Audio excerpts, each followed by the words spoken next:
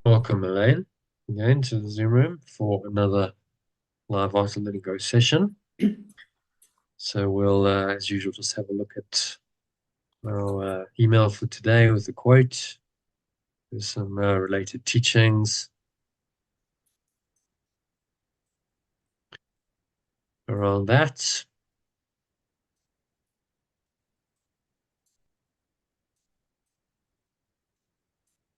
So let me just share my screen with you. There we go.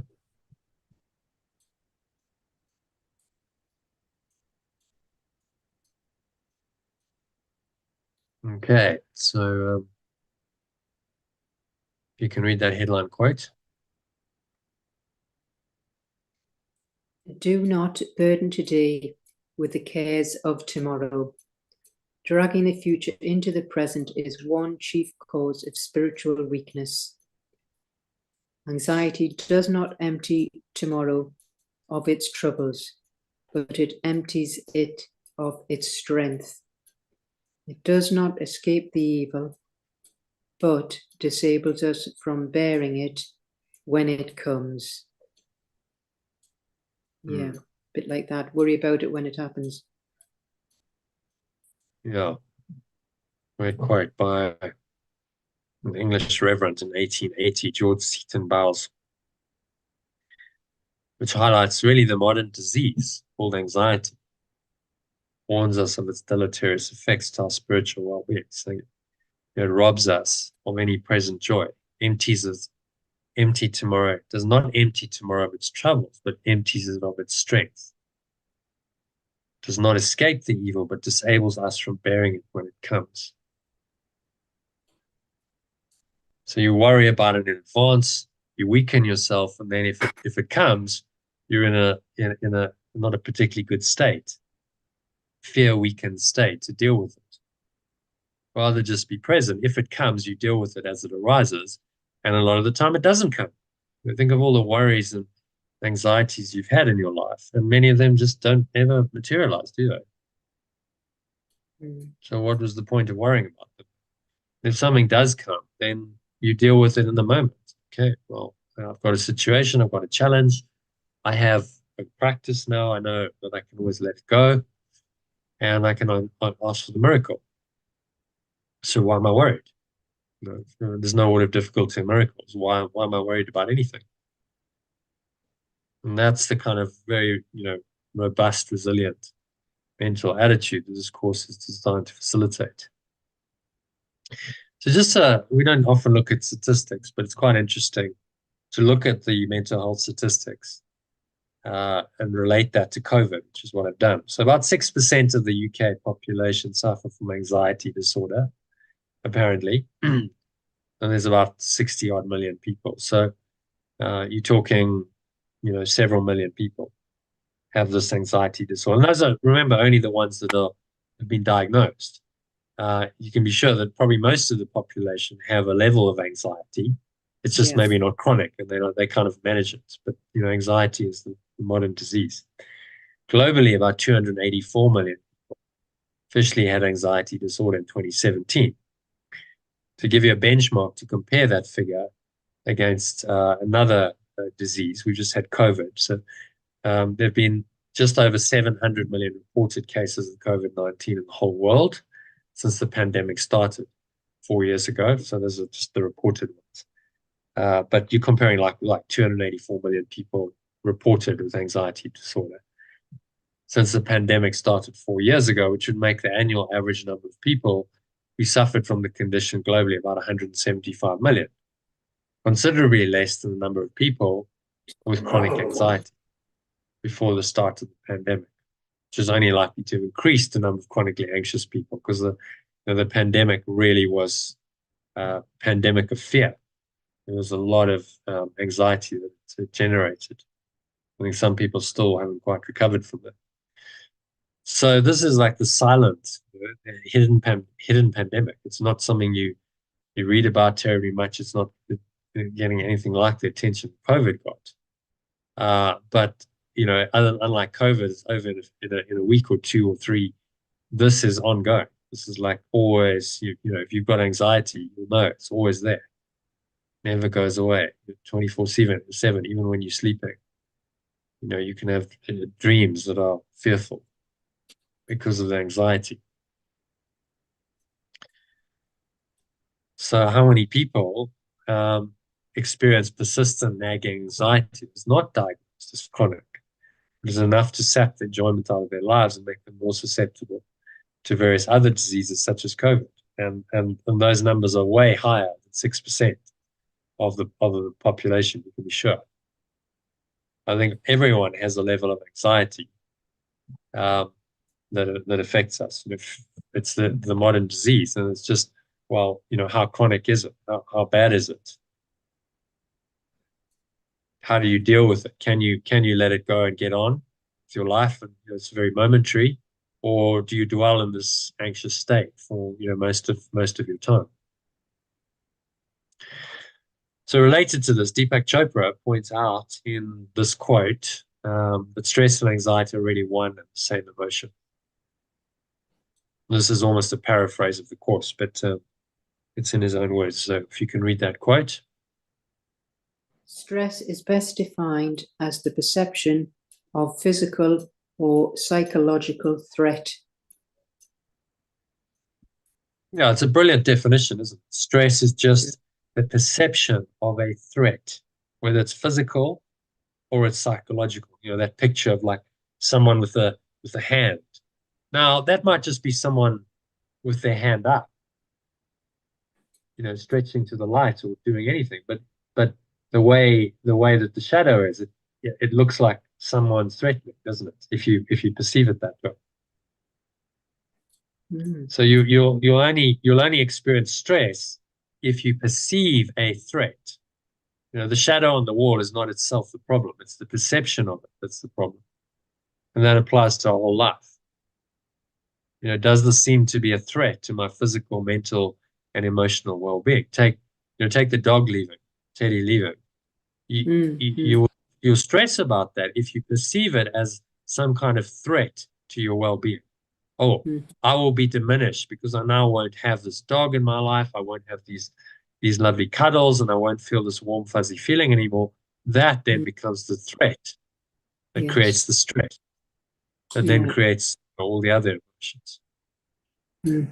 So it's a brilliant definition of stress that really just says stress is fear. Fear equals stress. And so, you know, we know that stress is the modern disease. Stress is responsible for so many different illnesses, sickness, and various deleterious conditions. And so let's call it by, you know, the spiritual name. It's just fear. That's the problem, which is why Yeshua says, you know, there's only two thought systems. The one is love and the other one's fear. So if we look at the figures for stress while we're looking at statistics in the workplace to get an indication of how pervasive anxiety is in our society, the Workplace Health Report of 2022 revealed how UK professionals are impacted by stress. Of the employees surveyed, 67% reported moderate to high levels of stress, while only 9% reported low levels of stress. Okay? So in other words, 2/3 of UK workers, according to the survey, are dealing with elevated, moderate to high, uncomfortably high levels of stress. Only 9% have really easy jobs where there's low levels of stress. So the statistics just confirm what we already probably know intuitively. We live in a society in which stress and anxiety are the norm rather than the exception. So then the only question is, what can you do about it? And that's where the spiritual teachings come. So in this quote from the text, Yeshua advises us not to seek to change the world of form, but only to try and change our minds about the world. That's the answer. Seek not to change the world, but seek to change your mind about the world. So if you can read that quote from the introduction to chapter 21 of the text, please. Projection makes perception. The world you see is what you gave it, nothing more than that. But though it is no more than that, it is not less. Therefore, to you it is important. It is the witness to your state of mind, the outside picture of an inward condition. As a man thinketh, so does he perceive. Therefore, seek not to change the world, but choose to change your mind about the world.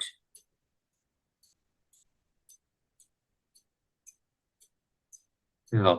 So a brilliant passage saying you'll never fix the world. You never, these endemic problems like anxiety and various other sicknesses and illness like COVID. The only way you're going to really make any change that's of any effect is to change your mind about it. And so that's all we can do. We can change our own mindset to make our society less stressed and the world a happier place.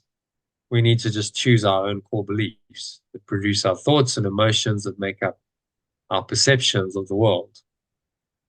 It will then be anxious or peaceful depending on the beliefs that gave rise to.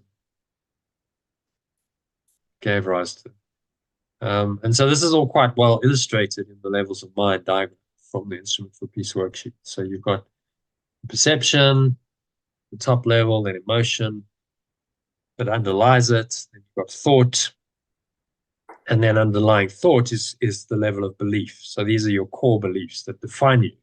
The thoughts come from the beliefs, and the emotions follow from the thoughts and the beliefs, and then everything that you perceive from the outside world, all the data that your senses take in, is interpreted through the filter of the emotions, thoughts, and beliefs that you believe in. So a good example, you mentioned that picture. If you want to show that, show that picture, put your video. Then show that picture of the dog. So that's just a picture of two dogs. Yes. But if you interpret it through the filter of your belief system of, oh, well, this dog is leaving and I'll somehow be now deprived of something valuable, then that picture will engender a sort of feeling of loss, sorrow. Someone else can look at the same picture and not interpret it that way, and it will mean nothing to them. Oh, nice picture, and then they'll forget it. So it's all perceptual. What we got to recognize is that reality isn't really, there's nothing absolute or fixed about it. Reality is perceptual. It's how we perceive it. And the perception of that picture, so you're getting sensory input from your eyes, you're seeing this visually. That's the raw data. But the perception is how it's interpreted. And that is a factor highly influenced by the beliefs, thoughts, and emotions that are the filters into which this data comes, and then you interpret it accordingly, and now you create a meaning out of it. And that's what perception does. It makes it into something that has real meaning for you. And if it's to be a separate self, your desire is to be a separate self, then all of that just reinforces the separate self concept.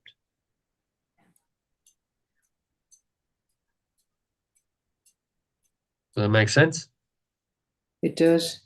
So the diagram, is very, it's really a diagrammatic representation of the mind.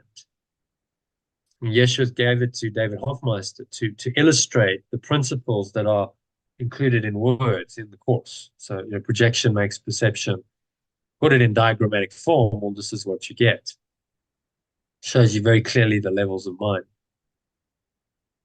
And that at the very core, the miracle happens when you change your mind from a desire to be a separate self to the prayer, which is the intention to be one self, to be the true self, the intention to accept that true self and perfect oneness into your mind. That's the true prayer.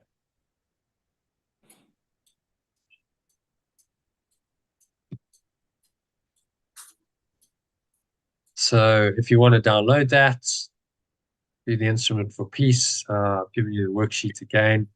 A very useful, powerful process. Or I also do one-on-one sessions. So half an hour we could either do a meditation or we could do the instrument for peace. We'll see. See what we're guided to do. Yeah. Thank you. So as the diagram illustrates, your perceptions that make up your experiences and are what most people call their life are a direct result of your core beliefs about who you are, otherwise known as your self-concept or self-image. Stated another way, the life you experience in this world is a projection of your self-concept. So the only way to change your life for the better is to change your self-concept. The simple truth is a truth that the ego or false self-concept based on the idea that you are a separate individual self will deny for dear life because this idea is its life. And it perceives correctly that the truth will end its life or existence.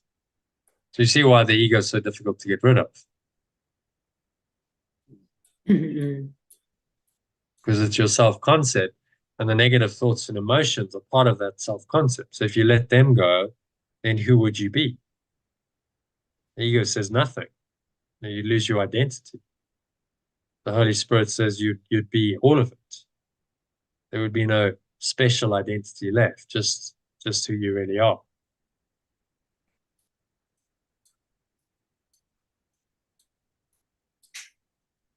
Okay?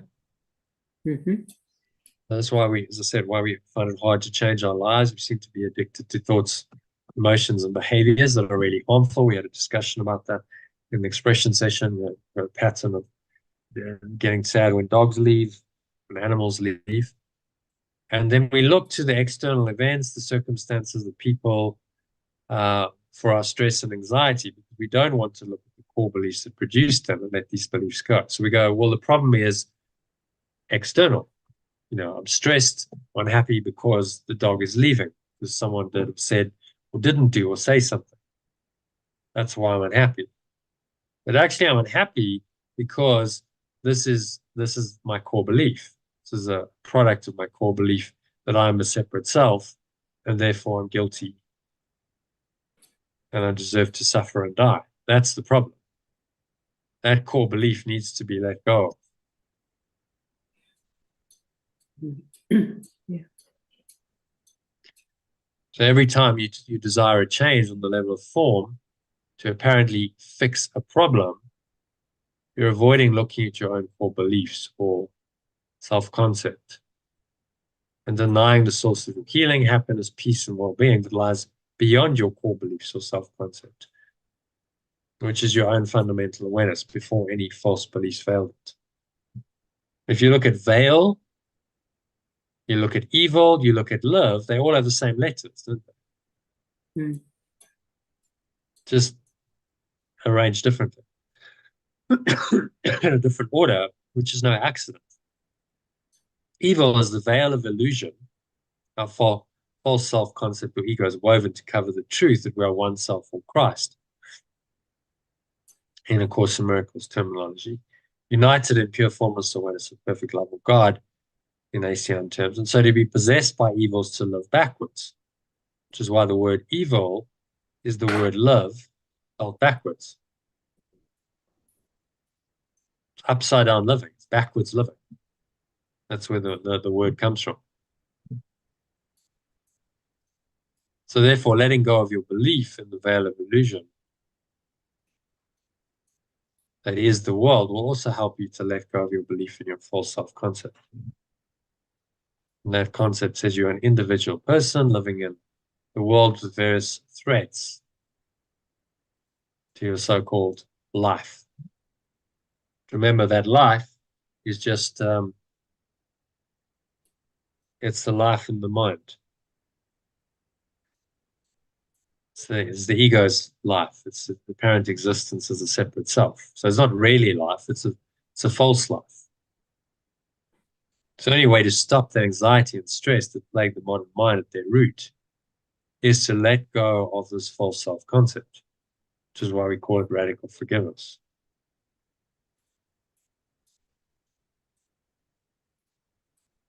And radical comes from the Greek word radical, from which the word radical is derived. It means root in Latin. So it's going to the very root of the problem, which is your belief that it's real, the belief that you're a separate self, belief that the world is real, and that your separate self operating in the world is real.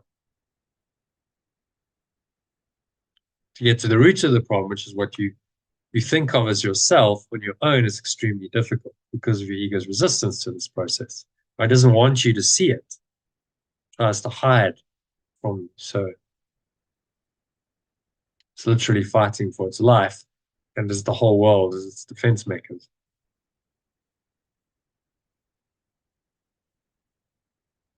So I invite you to, join me on the journey. In February and March, we're going to do the Art of Letting Go, start the Art of Letting Go program again with the 6-week Art of Letting Go course.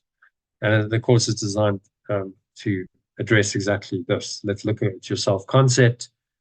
Again, let's become aware of its limitations. Let's let it go in a very guided, facilitated way while you're studying the introduction to the course, the first 5 chapters of the text, first 35 lessons of the workbook.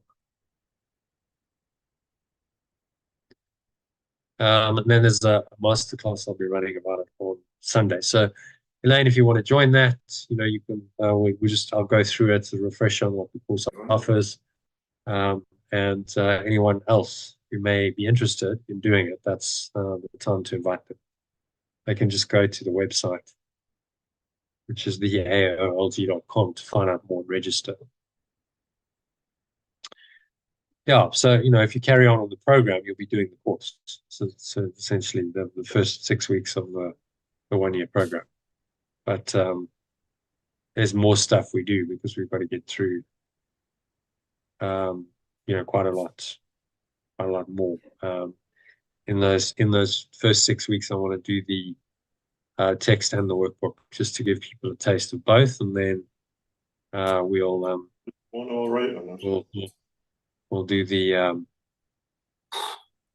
do the text ongoing. The next year we're focusing on the text, and the workbook lessons will be available as recordings. Okay, so that brings us to our live session, which we're currently in, and today's lesson and the insert, which is again on what is the ego. So let's dive into that. Not that, we want lesson 338. Okay, so the alternative. Yeah, if you can read the alternative of insert 12 and what is the ego to warm us up for the lesson.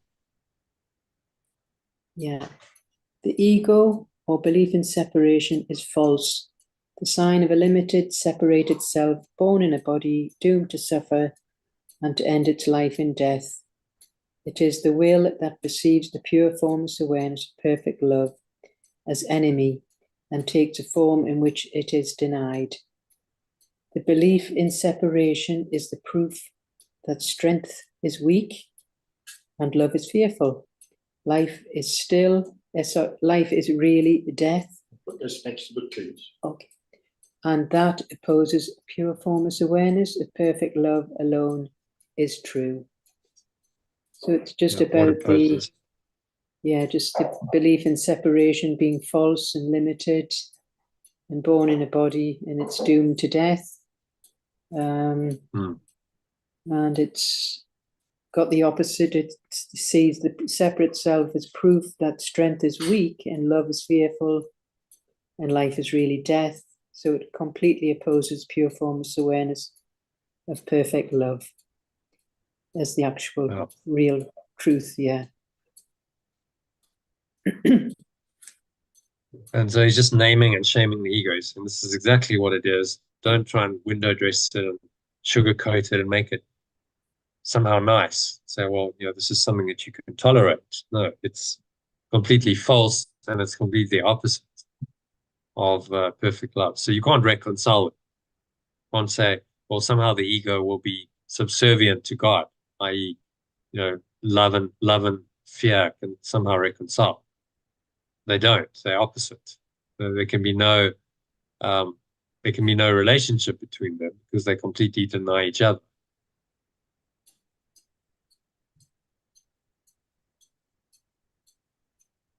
Okay, so happy with number one? Yes.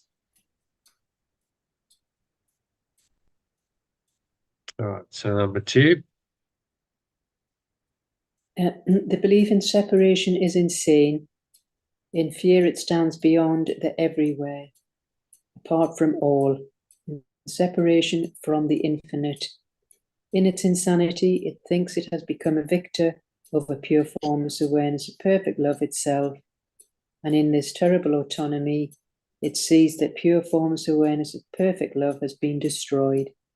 It dreams of punishment and trembles at the figures in its dreams, its enemies, who seek to murder it before it can ensure its safety by attacking them. So it's again just saying how insane this belief in separation is.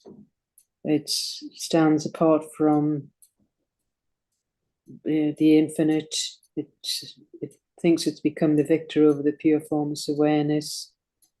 It's a terrible state. It dreams of punishment and dreams of the figures in its dream, enemies who seek to murder it before it can ensure its safety by attacking them. So yeah, it's a pretty Grim picture, really. It is. We look at it diagrammatically. Oh, there's John. It's nice. Okay. We look at it diagrammatically. It's quite well depicted here. Hi, John. Hi, Jono. Hi, Elaine. Oh, hi, John. Welcome back. Hi. Nice to see you. We're just doing the insert. What is the ego? Okay. So what he's describing in the second paragraph is really visually depicted quite well in this diagram. So it's as soon as you believe in separation, you want to believe in it, you have this false idea called the ego, also called consciousness or the belief in separation, or called Satan or the universal mind. There's many names for it. And then you go down the ladder of separation into hell, which ends up being a very helpless, enervated little life and a self-concept that matches that. In the meantime, you've got the guilt and the sin at apparently destroying God to deal with, and the false expectation of punishment appearing real, which inevitably must get projected out as anger and attack. So you accuse and blame and attack other people to try and offload your guilt onto them. And they, of course, will do the same to you. So now you're caught up in a cycle of increased guilt, fear, and accusation, blame, and counterattack going on around and around. And all of that is a symbol of a fearful, wrathful, vengeful God that you believe is going to ultimately strike you down for your imagined sin. And so you suffer and you die. And that's really what the ego's story is. What I love about the Course is he's just very honest about it. He's saying this is how it is. Let's not try and sugarcoat this and make it all rosy when it's not. It's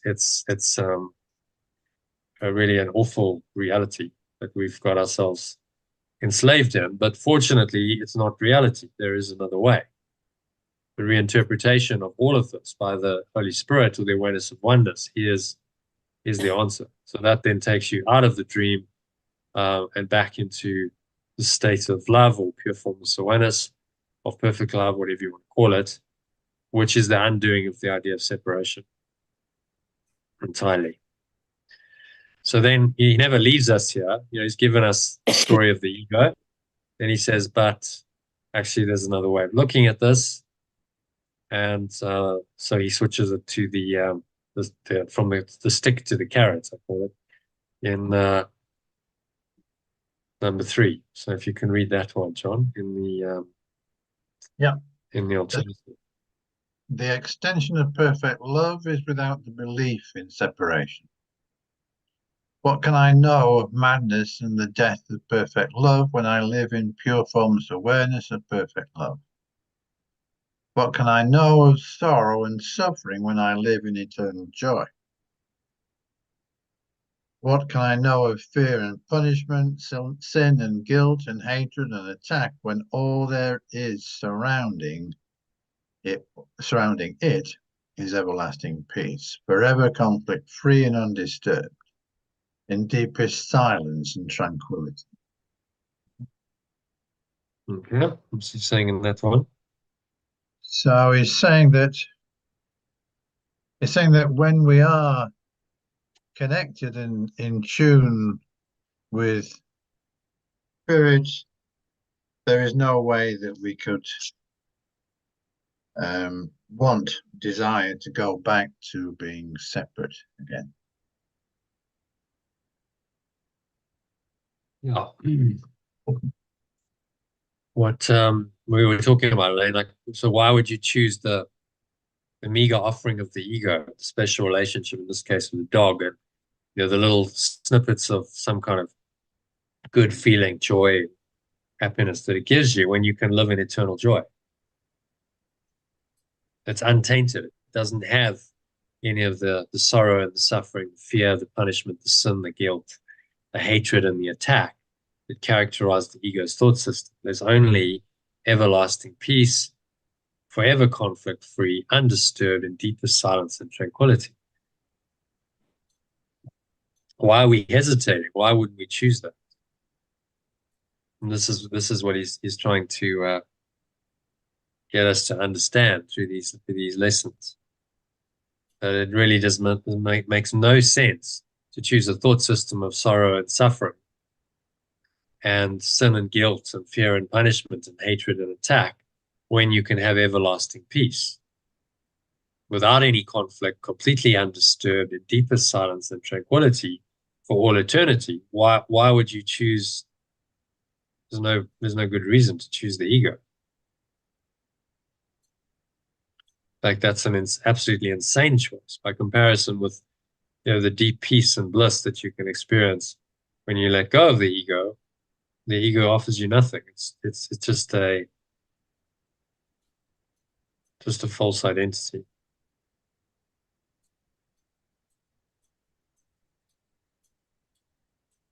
Okay. Any other thoughts on that one? No, I'm good with that. Elaine, happy to Yeah, move on good. to number 4. Yeah. To know reality is not to perceive the belief in separation and its thoughts, its works, its acts, its laws, and its beliefs, its dreams, its hopes, its plans for its freedom, and the cost belief in it entails. In suffering, the price for faith in it is so immense that crucifixion of the extension of perfect love is offered daily, as its darkened shrine and blood must flow before the foundation of its thought system, where its sickly followers prepare to die. So it's telling us basically don't believe in this belief in separation, because this is what it'll offer you.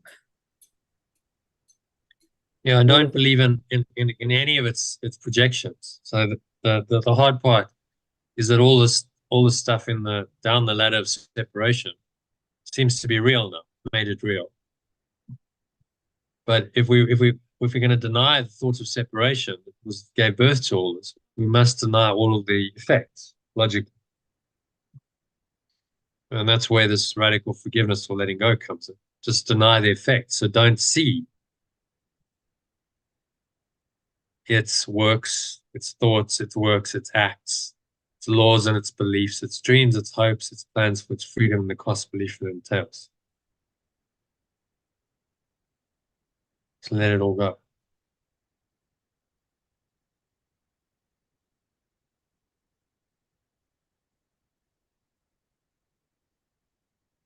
Easier said than done, but that's the core. Again, he gives us the stick, and tells us in suffering the price for faith in it is so immense. Crucifixion, or the extension of perfect love, is offered daily at its darkened shrine because people die every day. Every minute there's hundreds of deaths probably around the world. Right now, someone just died and another person died. It's happening all the time. We're just not aware of it. It doesn't always come into our awareness. They're saying, do you really want to choose this thought system of sickness and suffering and death, where blood must flow before the foundation of its thought system, where its sickly follows prepare to die? Do you really want to choose that over pure formless awareness of perfect love? And the answer should be obvious. No, of course not. So the reason why we read this repeatedly is we just need to repeat this. So over and over, repeat it. So we get well familiar, very comfortable with this idea, these ideas that he's presenting. We start to accept them as the truth. And then, of course, we make our decisions accordingly. If we really believe what he's saying, we're going to make very, very different decisions and choices in life.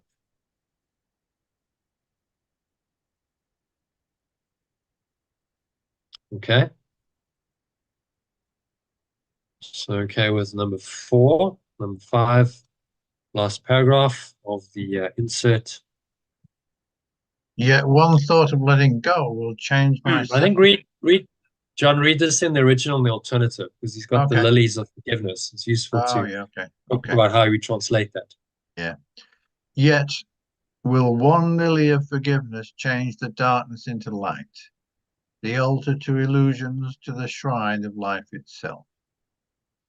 Yet one thought of letting go will change my separate self's limited awareness into pure formless awareness and the foundation of illusions to the home of life itself.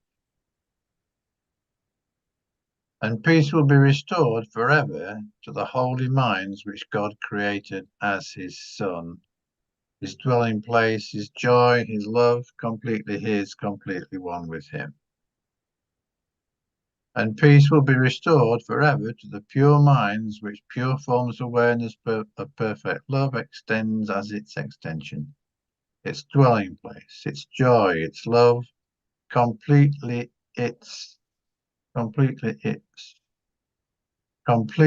one with itself.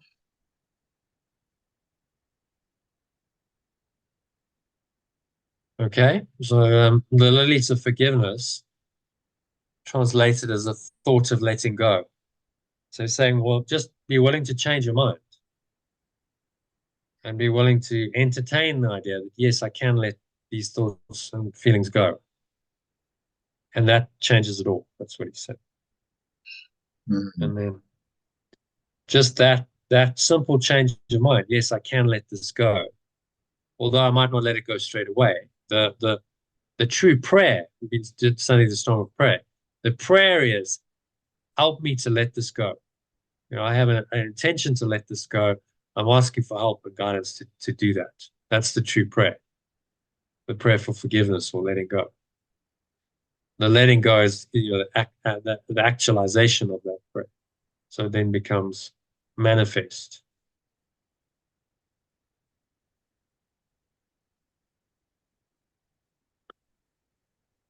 Okay, so nice end. He never leaves us in the darkness very long. So you notice in this this particular section, he's got three kind of dark ones, three what I call stick paragraphs, and then 2 alternative light ones. Number 3, and then again number 5, saying, okay, well, we need to really look at the ego and be honest and name it for what it is, but we're not going to stay in that perception. We can once we understand this, we can shift out of it.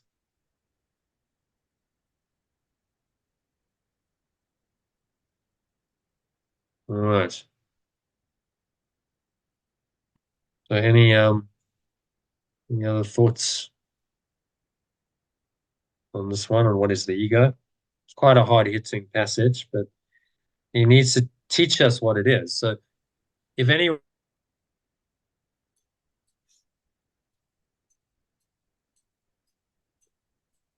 says God can manage the ego because God's in charge of the ego, it's nonsense. It's absolute. It's not true, and that is not. It's not certainly not the Course's teaching. They're welcome to believe that if they want, but it's not the Course's teaching at all. The Course's issue is saying the ego has no place in your mind. It has no value. It has no use whatsoever, and the only thing to do with it is to let it go completely.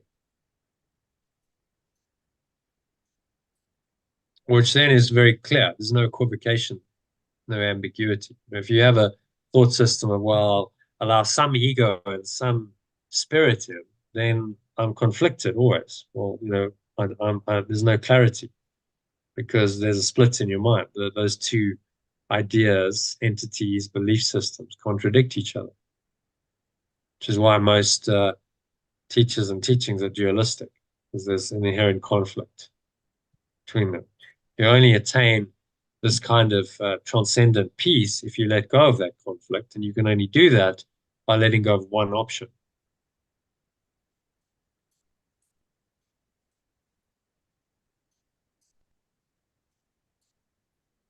All right. Yep. Elaine, any other thoughts on that? No, it's good. Very clear. Just, yeah, it is what it is. The sooner the better you, let go. I think the key thing with the Course's methodology is you must recognize it for what it is. You have to name it for what it is. If you think the ego is something that's okay, it's acceptable, you can kind of manage it, then the idea of letting go of it completely cannot come. So the teaching of, okay, the ego is just the opposite of God, it has no value and no use, then leads to the remedy, which is a complete letting go of the ego. And at least there's no equivocation, no ambiguity. It's not like, well, I'm going to somewhat let go of the ego, but I'm going to hold on to some aspects of it. Okay, well, that gets very confusing. What am I supposed to let go of, and what am I supposed to hold on to? And in none of those teachings is it clear. So then you're actually just confused. The teacher's confused, the students get confused. There's no clarity and no clear direction. And of course, then it's just a confusing teaching in which the ego maintains itself. And that, unfortunately, is the case with any dualistic teaching. There's no clarity. The power of the Course and other non-dual teachings is that it's a very clear choice and decision that you're asked to make. There's no equivocation.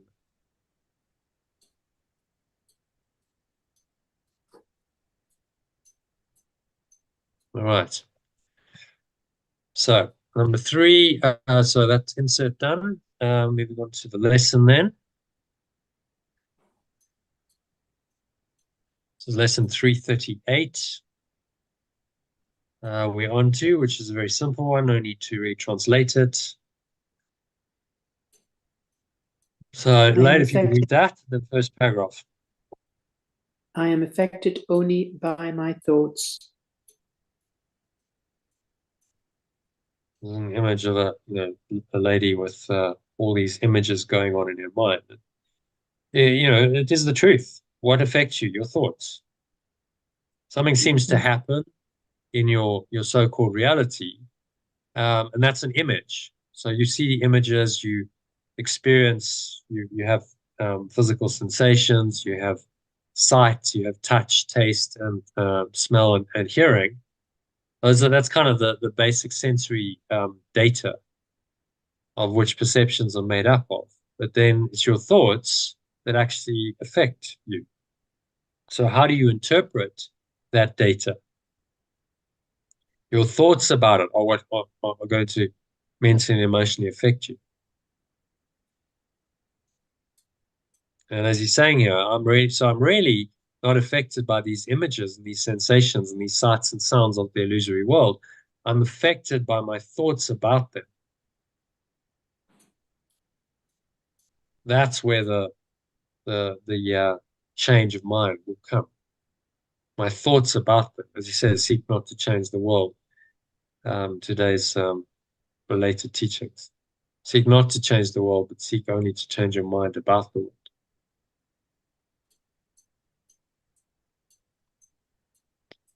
Okay, and then paragraph 1 in the original and the alternative sentence by sentence, please. It needs but this to let salvation come to all the world. Only this idea is needed to awaken the world. For in this single thought is everyone released at last from fear. For everyone is released at last from fear by this single thought. Now has he learned that no one frightens him and nothing can endanger him.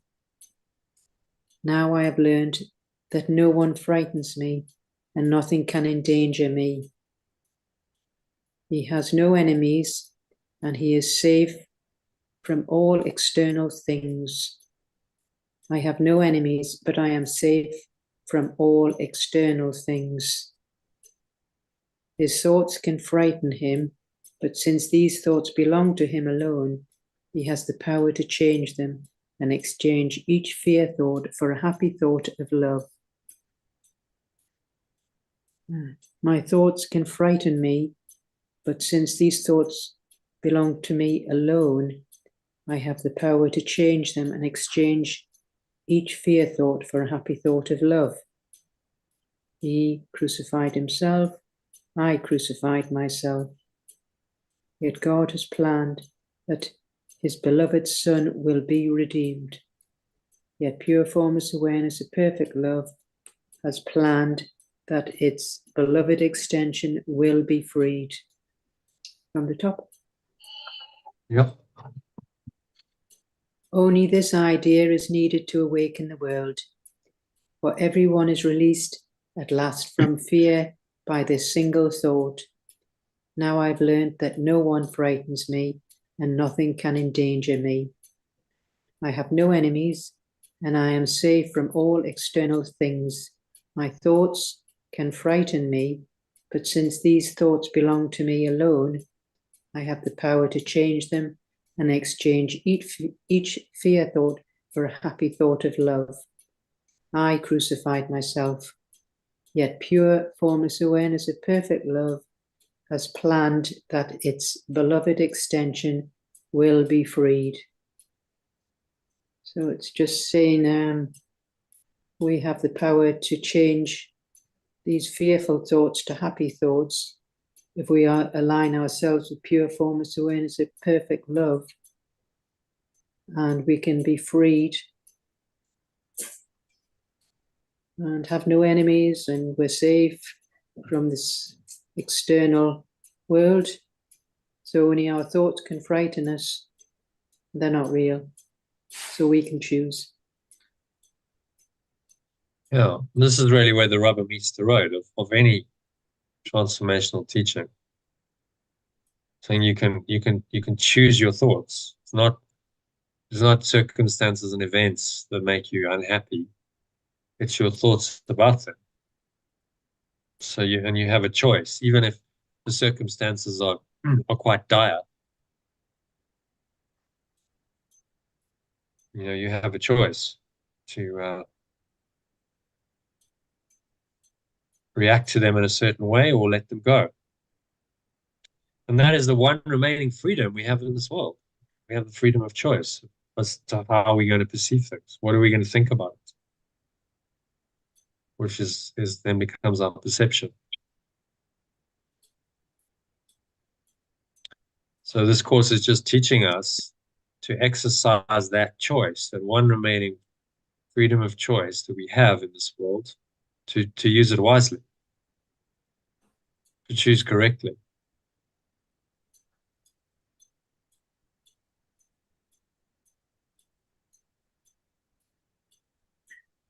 So this idea alone is enough to free the world. I'm affected only by my thoughts.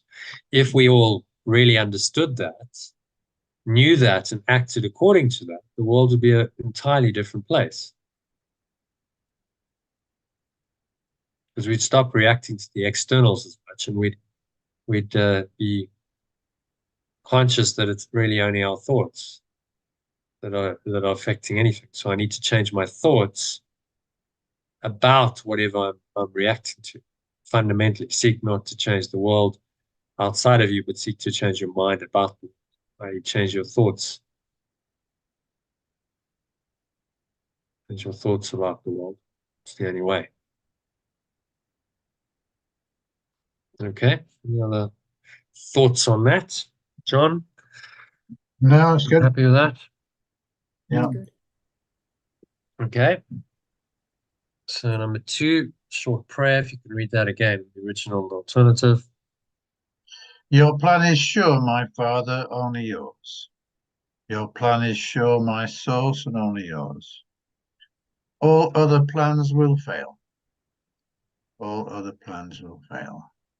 And I will have thoughts that will frighten me until I learn that you have given me the only thought that leads me to salvation.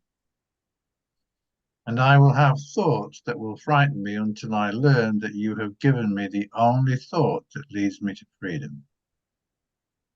Mine alone will fail and lead me nowhere. Mine alone will fail and lead me nowhere. But the thought you gave me promises to lead me home, because it holds your promise to your Son. But the thought you gave me promises to lead me home, because it holds your promise to your extension. And then from the from the top in the alternative. Your plan is sure, my source, and only yours. All other plans will fail, and I will have thoughts that will frighten me until I learn that you have given me the only thought that leads me to freedom. Mine alone will fail and lead me nowhere. But the thought you gave me promises to lead me home, because it holds your promise to your extension. So what's he saying in that Well, it's saying that final we paragraph? will have thoughts that frighten us, but we can be sure that if we go back, if we reaffirm and stay with the message, we will be fine. And in fact, we will be enhanced, and any particular difficult situation transformed. Mine alone will fail and lead me nowhere. So it's the road to nowhere. When you believe in your thoughts alone, the separated self, you're going nowhere. It may seem to be promising, but actually it leads nowhere. Reminds me of when I was, remember when I was in that town called McGregor, John? We did the initial course you and Sue did back in 2021. So it had a road that led out of it. It looked promising. It was going up into the mountains, but it led nowhere. It just ended in a dead end. So they didn't finish it. So they called it the road to nowhere. And that's how the ego is. It's like it seems to be going somewhere, but actually it's going nowhere. But you don't know that until you play it out often. So he's just telling us straight, because this goes nowhere. Your own thoughts lead you nowhere. You're just in a state of separation, which is non-existent. And no matter what you achieve in that state, you're actually going nowhere, because it's a non-existent state.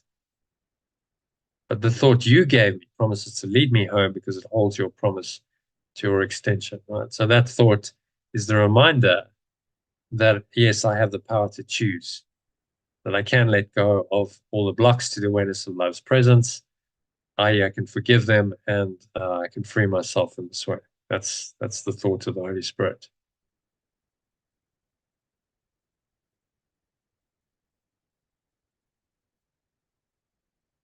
Okay.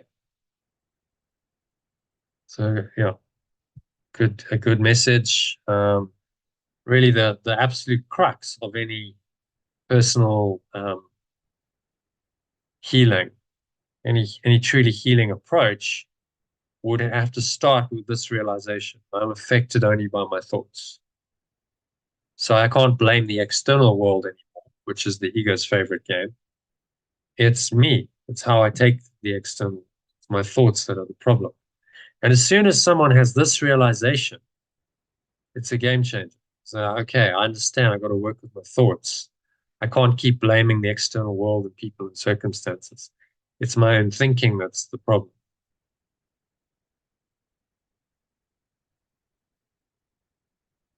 Okay. So, any other thoughts on this lesson? That's clear. Yeah, I agree. It's clear. All right. Shall we meditate on it, and then we can either take a short break off after that, and then go into this about 10 paragraphs of text to do in the Song of Prayer, or we can go straight into the text and do a meditation to end the session. I'd rather go straight into text because I'm probably only going to be here for another 20 or 30 minutes. Another half an hour. Okay. All right. So, your choice, John. If you want to do a meditation rather than the text, I don't know up to you. But what does it I'll do mean? the text. Well, it'd be better to go into the text, because while John's doing this first part of it, I can continue, because I've got to drop Teddy off, which I'll need about 20 minutes or so. So that would be work well if John could start with the first few of the text, and then I can take over from there. Yeah. Yeah. All right.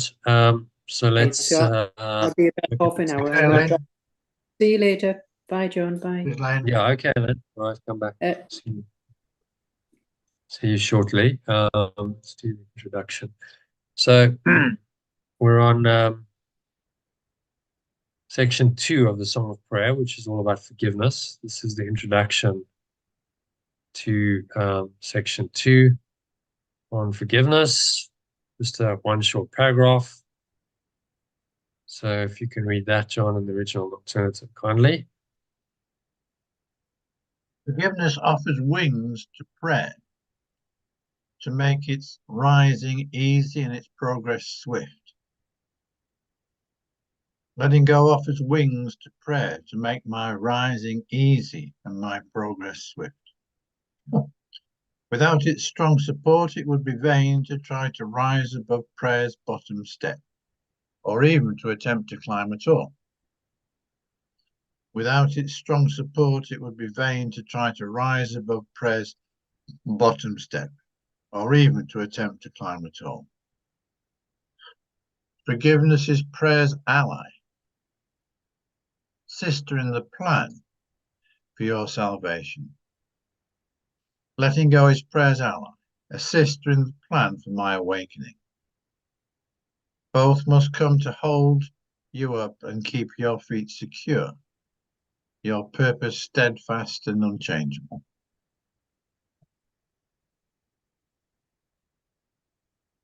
Both must come to hold me up and keep my feet secure, with my purpose steadfast and unchangeable. Behold the greatest help that God ordained to be with you until you reach to him.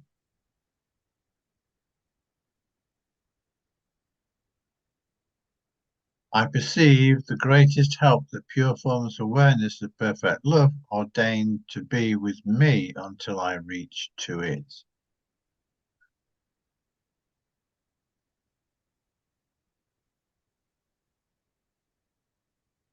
Illusion's end will come with this. The end of illusions will come with this. Unlike the timeless nature of its sister, prayer, forgiveness has an end. The end of illusions will come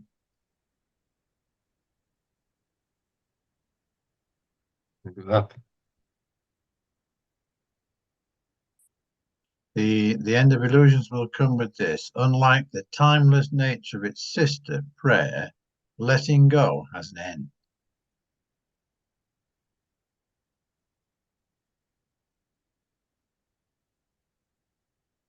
Yet now it has a purpose beyond which you cannot go, nor have you need to go.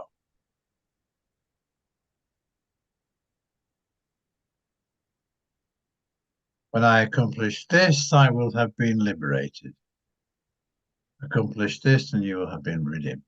Accomplish this, and you have been transformed. Accomplish this, and you will save the world. When I accomplish this, I will free the world. Okay, from the top, an alternative. Letting go offers wings to prayer to make my rising easy and my progress swift.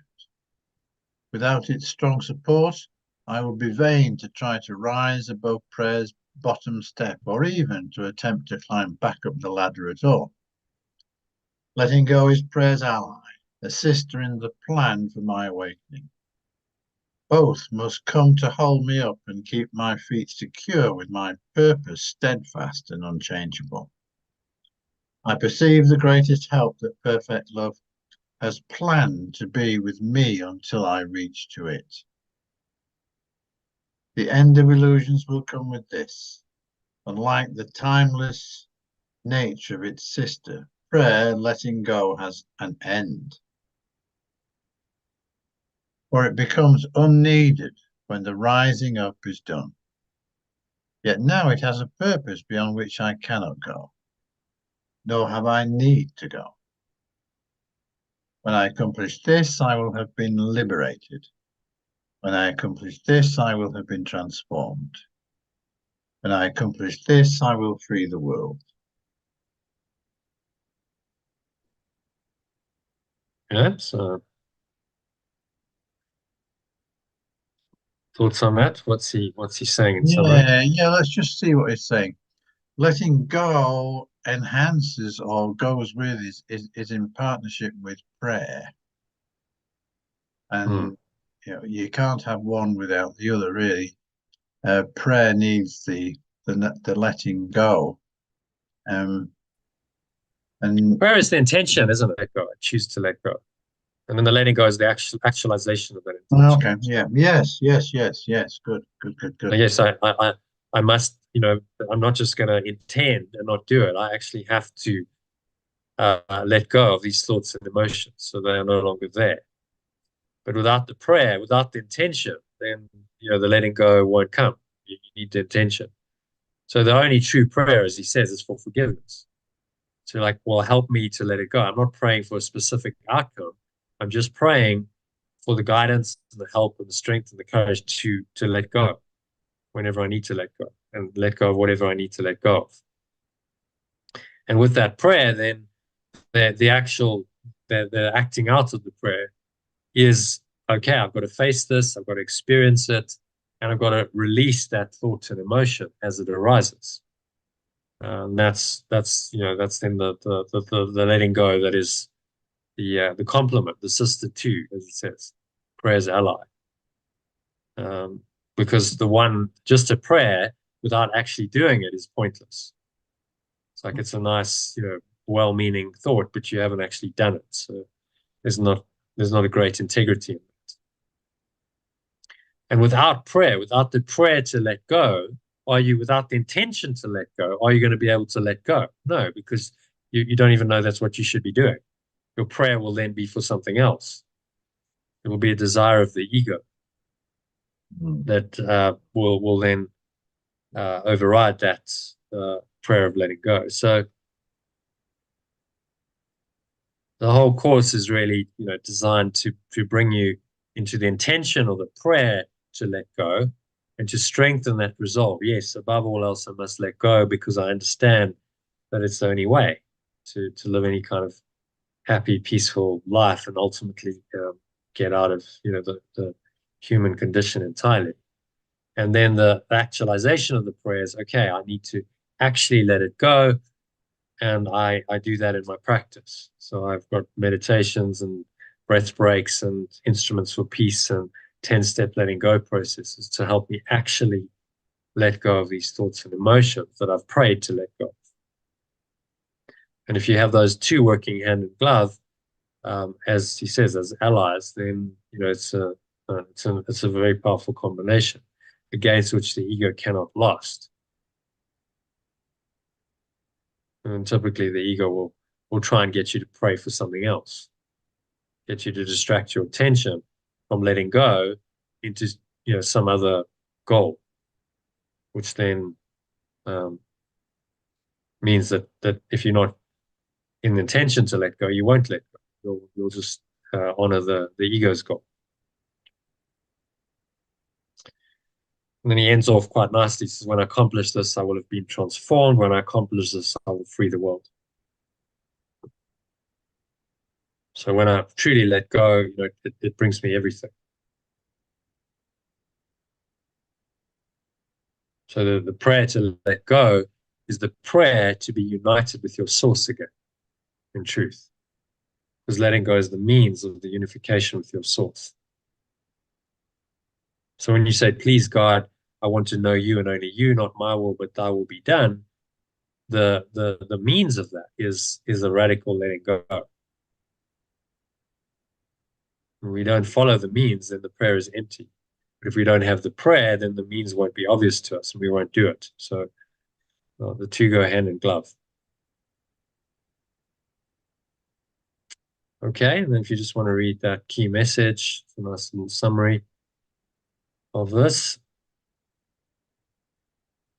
Letting go as an essential companion to prayer provides the support I need for spiritual ascent in my journey towards awakening. It is a vital step towards my awakening and transformation, ultimately leading to the end of illusions and playing a crucial role in my ability to free the world. Mm-hmm.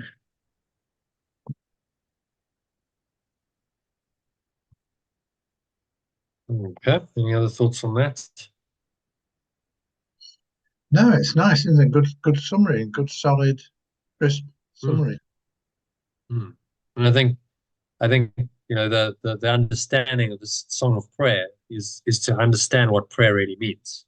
That's what he's trying to communicate. That prayer is really the intention to let go, truly to radically let go, and then the letting go, follows the intention. Prayer is not about praying for specific outcomes. It's just about praying to be able to let go of whatever you need to let go of. And then, the letting go will follow with from the prayer. That's why at the in this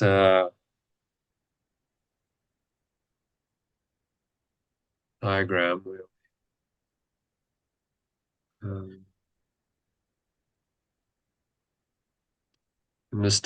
at the heart of the miracle is the desire or the prayer.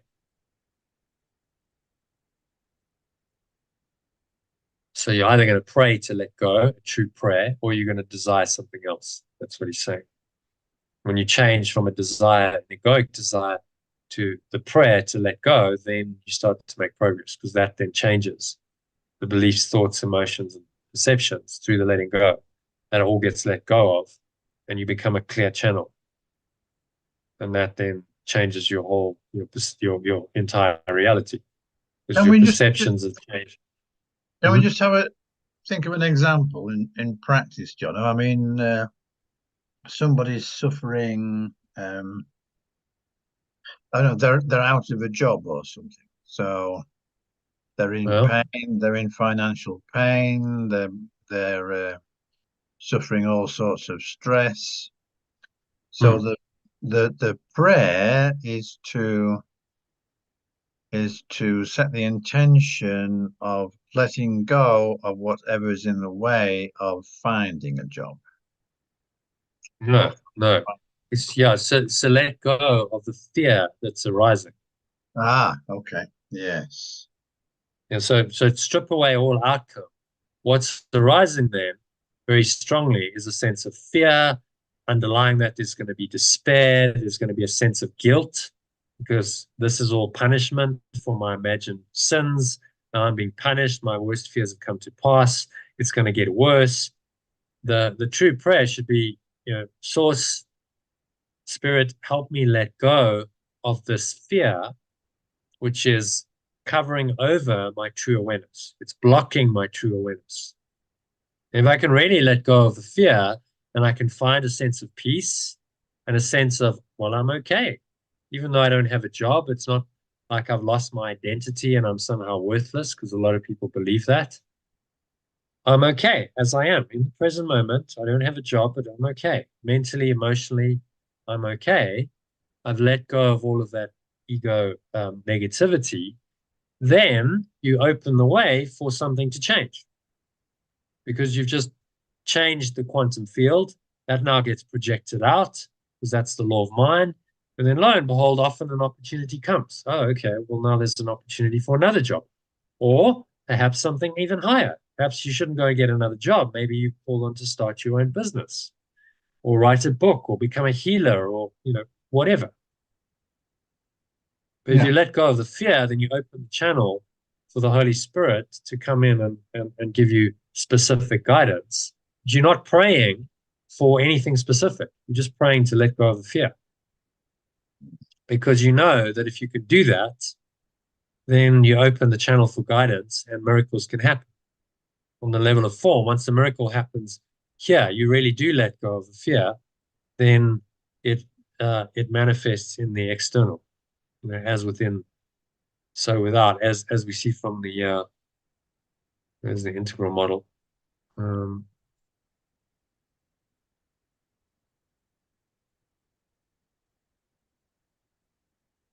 As within, so without. So if I fundamentally change my mind and I let go of the fear, then I'm opening the way. I've gone on a higher level in this, this scale. I'm now at a higher level, and that higher level of thinking then creates a different reality. So then that gets reflected maybe as, well, another opportunity comes, another job opportunity, an opportunity to start your own business. Something comes to change the physical circumstances, but you have to let go of the fear that was seemingly caused by the physical circumstances first. Yeah. So, it's always go within. Say, look, the change needs to happen at this level, in this quadrant, is the I, subjective I, thoughts, emotions, memories, states of mind, perceptions. That needs to change. And then I know by the law of mind that the mind projects or extends outwards, that will have an effect in the material world and the seemingly objective world. Then things show up because I've shifted internally. And I don't know, I never pray for any specifics. I don't know how that's going to look. So if I start praying for another job with a certain salary, that's an error, because I'm now getting hijacked by specifics, and I've forgotten the truth that I just need to let go of the fear, and then allow spirit to bring me whatever it brings me. Maybe my highest good is not to get another job. Maybe it's, I mean, give you an example. Lynn, it's a good example. She lost her job twice over COVID. It actually was the best thing that happened to her, because it freed her to pursue her true passion, which is photography. And so she started a business doing photography. If she'd prayed for another job, that would have been a very limiting belief, wouldn't it? Yeah. Good example. Yeah. Never pray for specifics. Just pray, okay, I just want to let go of the thought and the emotion that is negative, that's imprisoning me. And I want to be free and happy and liberated and peaceful. And then things will flow. Then I will be given the guidance, and things on the level of form will come to me without any specific intention for them. And then you're not limiting them. Then you're completely wide open. Anything could happen. You don't know. You say, I don't know. Not my will, but thy will be done. Just help me to let go of the fear and the guilt. And that's the true prayer. And so that's a summary of what he talks about, the levels of prayer. Saying if you're praying for specifics at a very low level, but if you pray to let go, you're starting to attain the highest level. And ultimately, that prayer to let go will lead you to communion with your source and out of the whole dream. Out of needing to specifics don't come into pure formless awareness at all. Okay. Yeah. So happy with that example, and Yeah.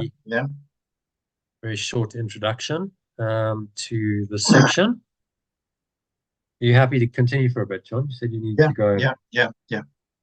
go for a bit longer. Okay. I may have to disappear quickly when I disappear, but yeah. Okay, you got to go out. Yeah, yes, I do actually. Okay, so that's the intro. This is now section 2.1 of the Song of Prayer called Forgiveness of Yourself. So again, 10 paragraphs. You can read that in the original and then the alternative, please. No gift of heaven has been more misunderstood than has forgiveness. No gift of pure formless awareness of perfect love has been more misunderstood than has letting go. It has, in fact, become a scourge, a curse where it was meant to bless, a cruel mockery of grace, a parody upon the holy peace of God. It has, in fact, become a scourge, a curse where it was meant to bless, a cruel mockery of grace, a parody upon the innocent peace of pure formless awareness and perfect love. Yet those who have not yet chosen to begin the steps of prayer cannot but use it thus. Yet those who have not yet chosen to begin the steps of prayer cannot but use it thus. Forgiveness. Only use Only only use it in this way. I don't really like thus too much. Can only use it in this way. Forgiveness, kindness is obscure at first because salvation is not understood, nor truly sought for. Letting go's kindness is obscure at first because I do not understand awakening, nor truly want it. What was meant to heal is used to hurt because forgiveness is not wanted.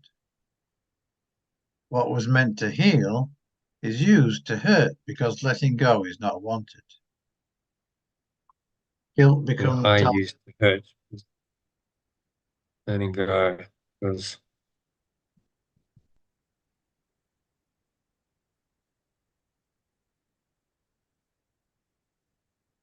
I do not really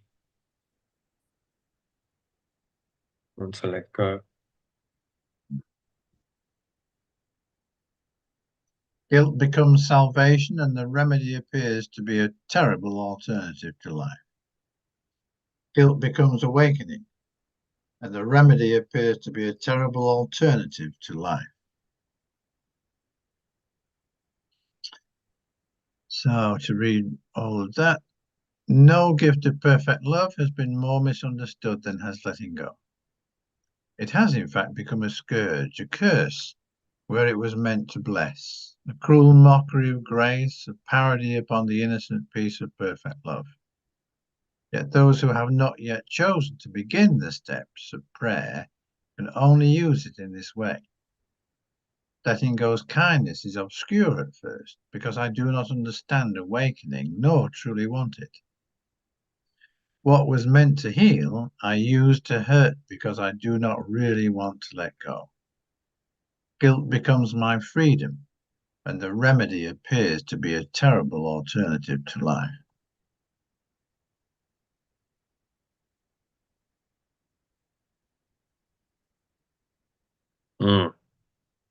Okay, so what's he saying there? Yeah,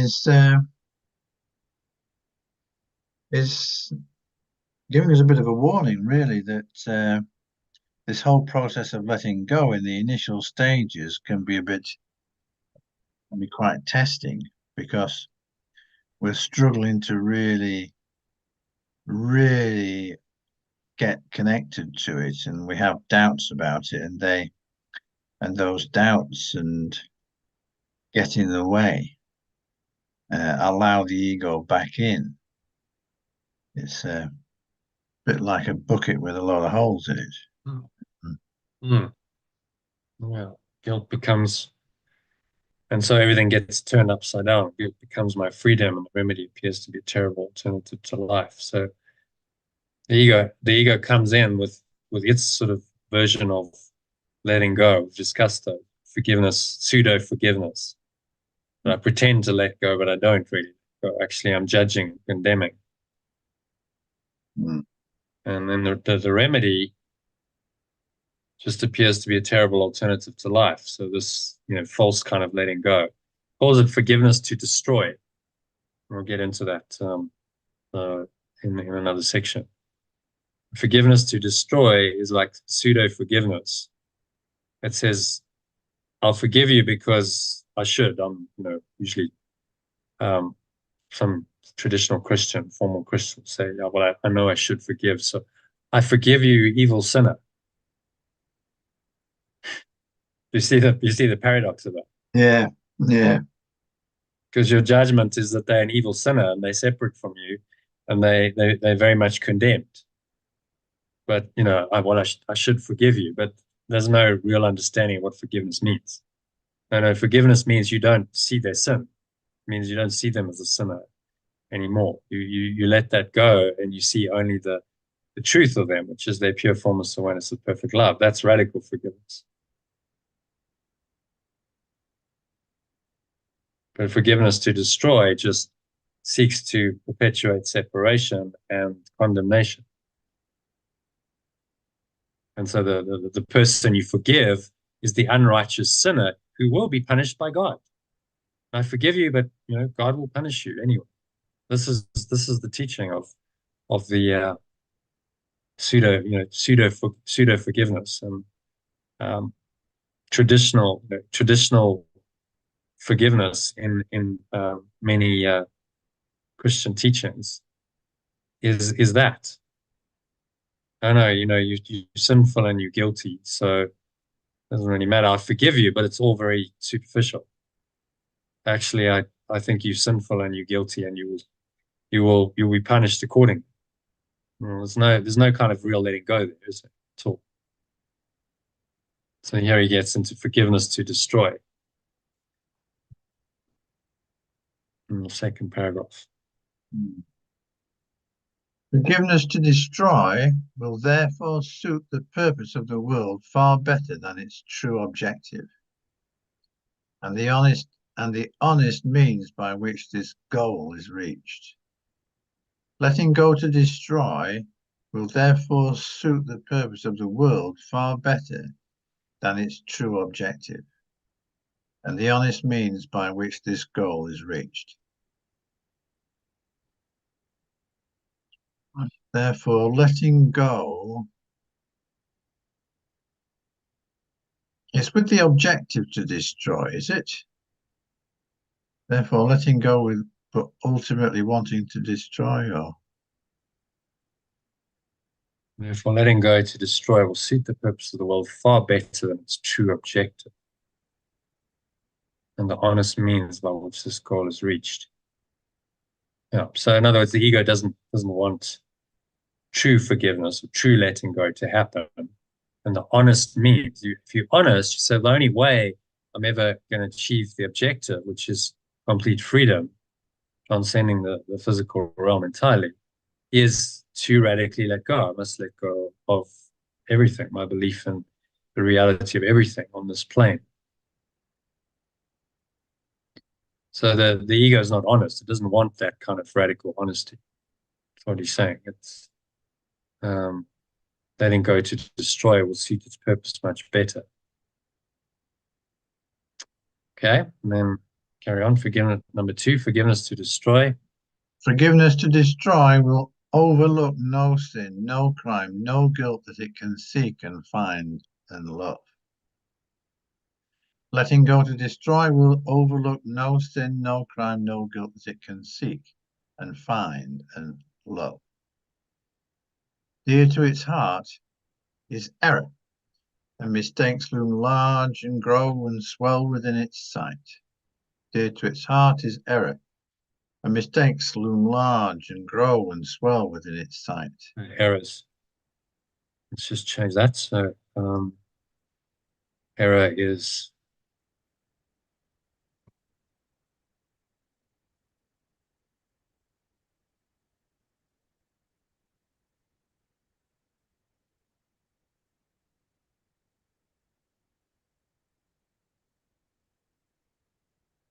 It values error. I want that.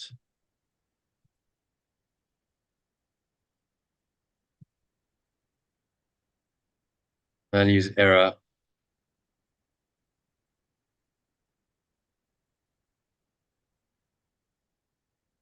It values error, Mistakes loom large. makes loom large and grow and swell within its sight. In its Carefully, perception, shall we say. oh yeah. It carefully picks out all evil things and overlooks the loving as a plague, a hateful thing of danger and of death. Forgiveness to destroy is death, and this it sees in all it looks upon and hates. It carefully picks out all evil things and overlooks the loving as a plague, a hateful thing of danger and of death.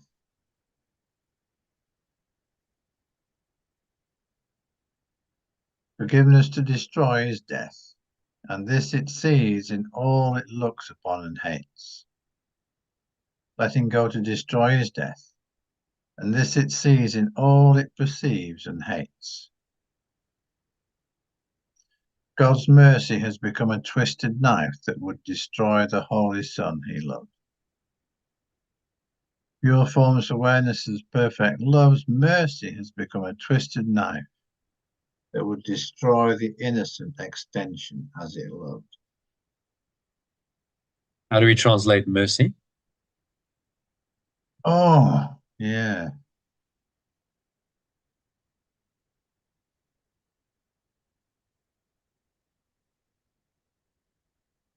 Huh.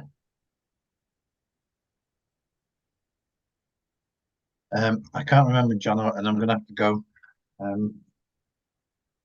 well, before you go, it's Yeah. unconditional. Oh, Perfect.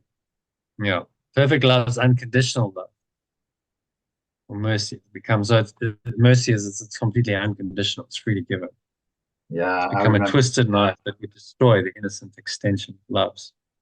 So So it's unconditional love is now no longer unconditional, it's conditional, and it's designed to punish and destroy the innocent extension it loves. That's the ego's interpretation. Because remember, it has to believe in guilt and sin and punishment. So mercy is Go along. unconditional acceptance, unconditional love. Unconditional love has become a twisted knife. So unconditional love is no longer unconditional. The ego's hands has become very conditional and really just confirms the guilt. And that's why I said it's letting go to destroy. Yeah. Forgiveness to destroy. As it sees and all it perceives and hates. Good. Thank you very much, John. I'm gonna pop off now. Okay, John. Yep. Thank you very much. Yeah. Thanks for joining. We'll see you tomorrow. You're going to join see. tomorrow? I'll see. Yeah, possibly. Yeah. Anyway, okay. Cheers for now. Tomorrow evening. Okay. Bye. All right. So let's just take a break here, I think. If you're watching the live stream, then we'll be back shortly. Elaine's going to join. So we'll resume in maybe half an hour. Let's say 7 p.m. South African time, 5 p.m. UK time. Okay. See you now.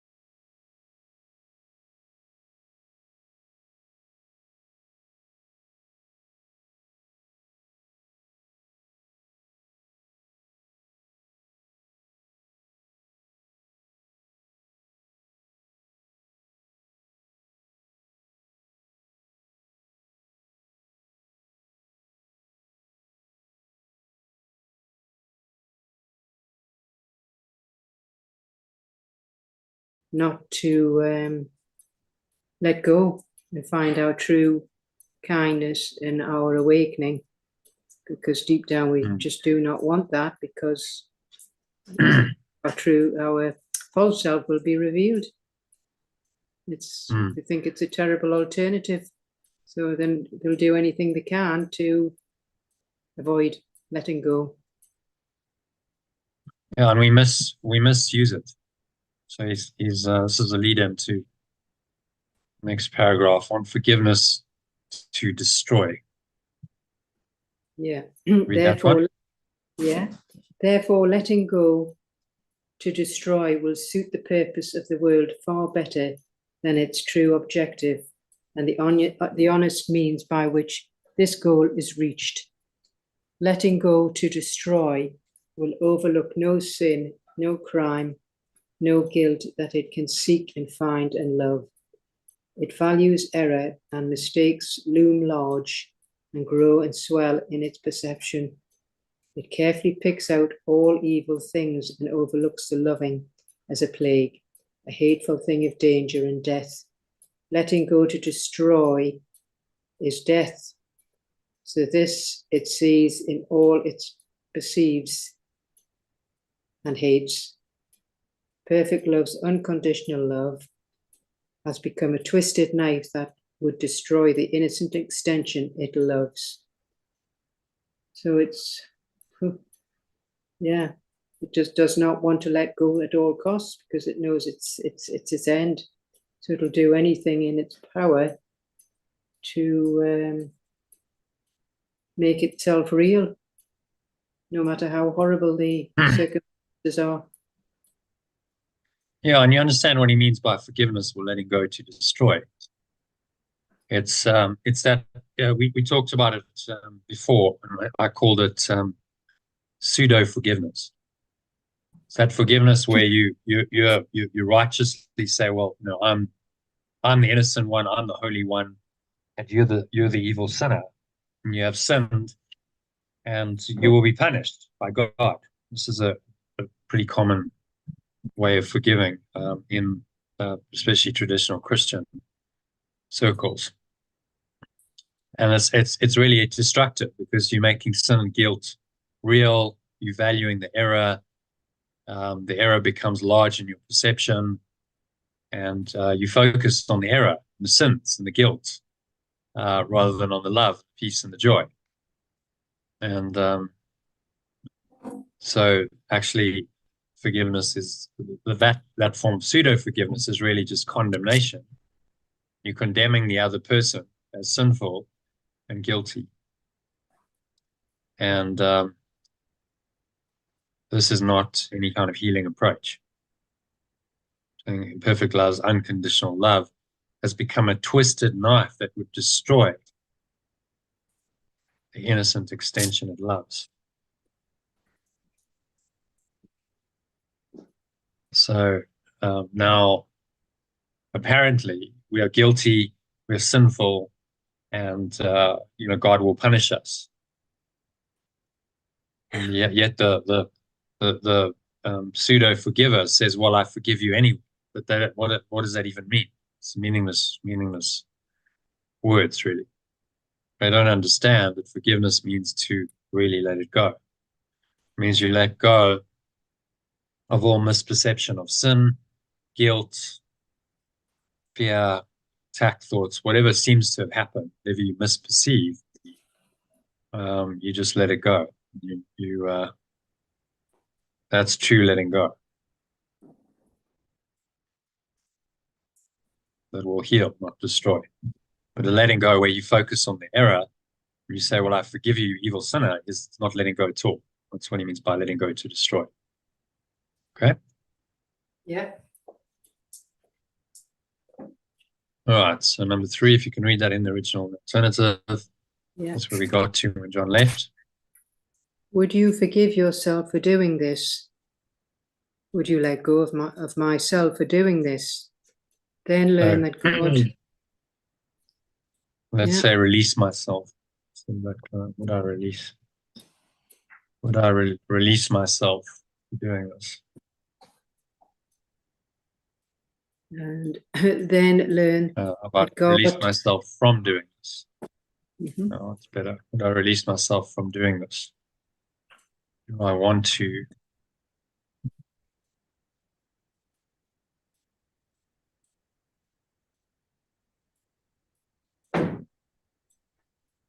And then learn that God has given you the means by which you can return to him in peace.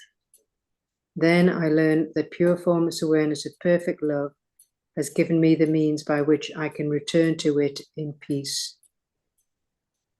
Do not see error. Do not see error. Do not make it real. Retranslating it, so I will Yeah, not. I will not. I will not perceive, maybe. I will not perceive error. And I will not make it real.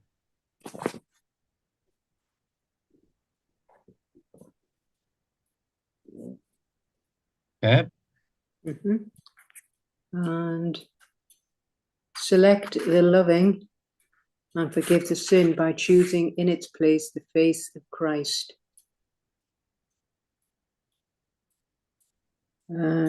I will not make it real. I select the loving and let go of the sin by choosing in its place the identity of my true self.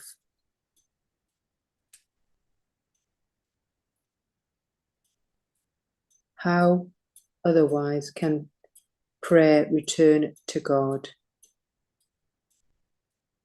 And how otherwise can prayer return to pure formless awareness of perfect love? He loves his son. He loves his extension. Can you remember him and hate what he created? Can I remember it and hate what it created, extended? You will hate his father. Would be better. Extend. You will hate his father if you hate the son he loves. I will hate its source if I hate the extension it loves. For as you see the Son, you see yourself. And as you see yourself is God to you.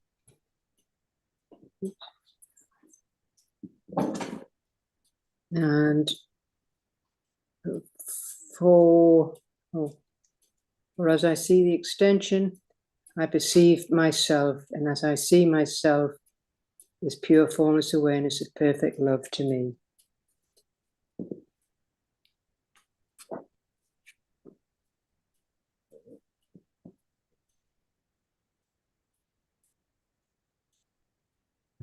So our own self-concept is not separate from our concept of God.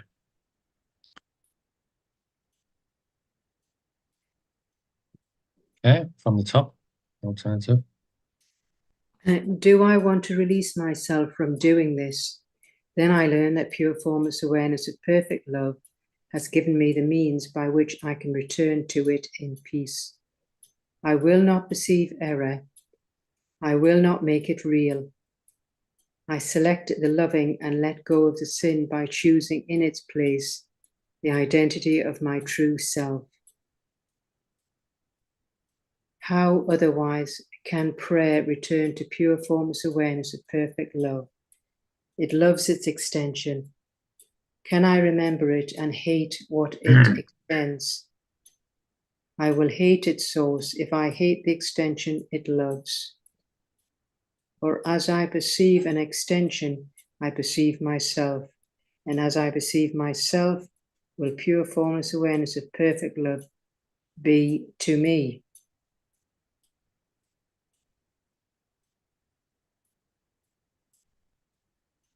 So it's just saying that, well, if we want to release ourselves from doing the above, then we need to learn that pure formless awareness of perfect love has given us the means to return to peace, and we won't perceive error then, and we won't make it real. So we choose to the loving and letting go of sin by choosing its place of our true self. So it's saying that the pure formless awareness loves us and its extension. So how can we remember it and hate what it extends? So it's yeah. If you hate its extension, you'll hate it. Or hatred becomes a replacement for love. So you must choose love, even when it's hard. You must choose that over the illusion of guilt and sin and hatred and attack. As I perceive the extension, I perceive myself, and as I perceive myself, so will pure formless awareness of perfect love be to me.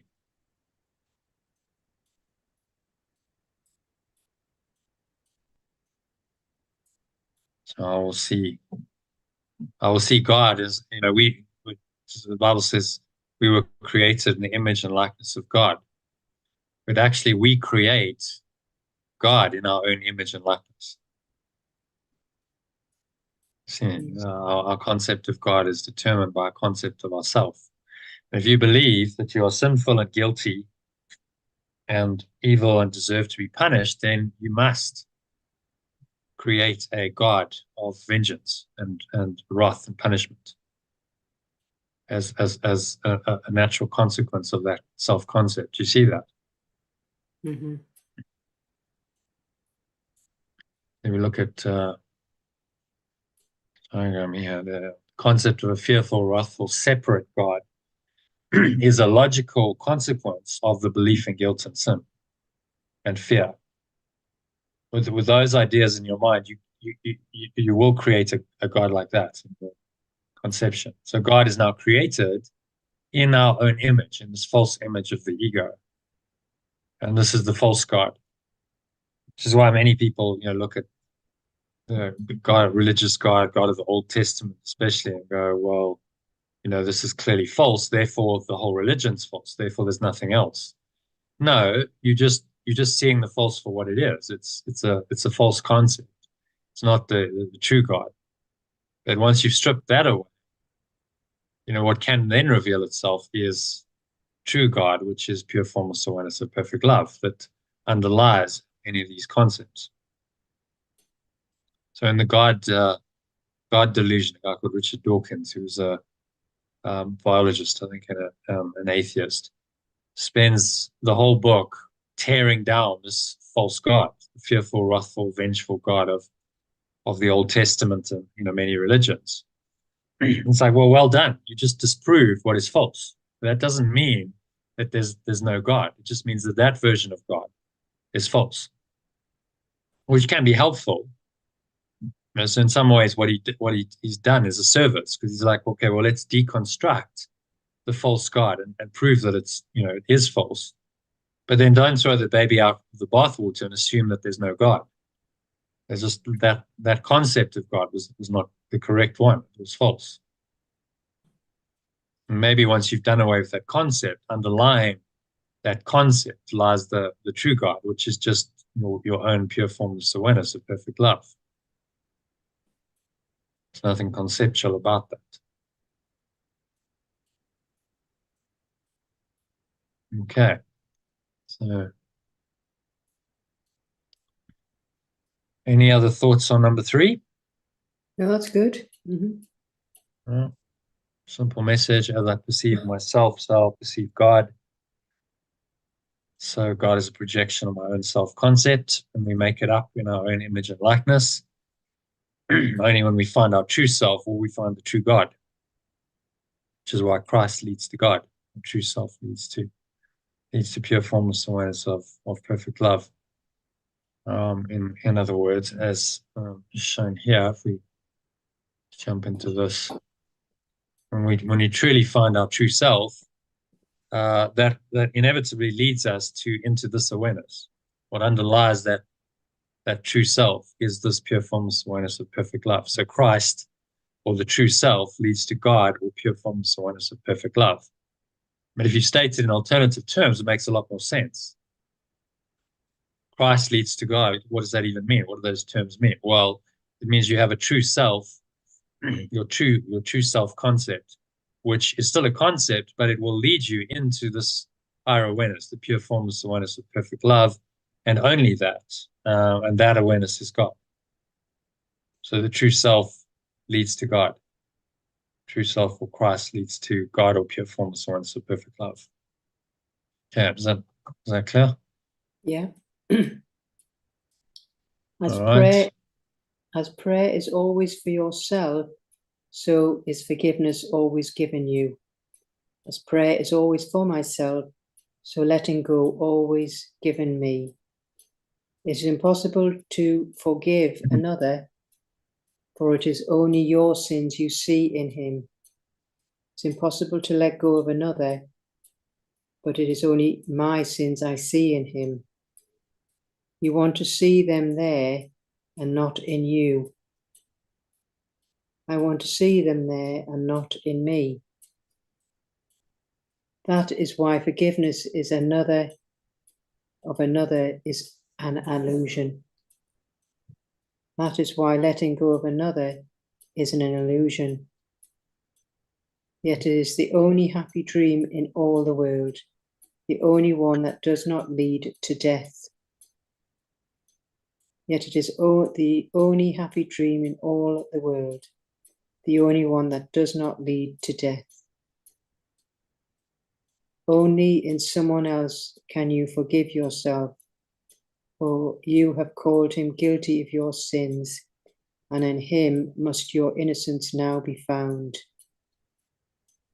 Only in someone else can I let go of myself, for I have called him guilty of my sins, and in him must my innocence now be found.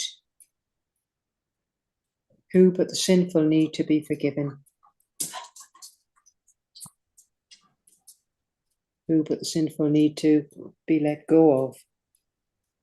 And do not ever think you can see sin in anyone except yourself. And do not even think I can see sin in anyone except myself. From the top, as prayer is always for myself, so is letting go always given to me. It is impossible release another, for it is only my sins I perceive in them. I want to perceive them there and not in me. That is why releasing another is an illusion. Yet it is the only happy dream in the whole world, and the only one that does not lead to death. Only in someone else can I free myself, for I have called them guilty of my sins, and in them I must find my innocence now. Who but the sinful need to be released? I should not ever think I can perceive sin in anyone except myself.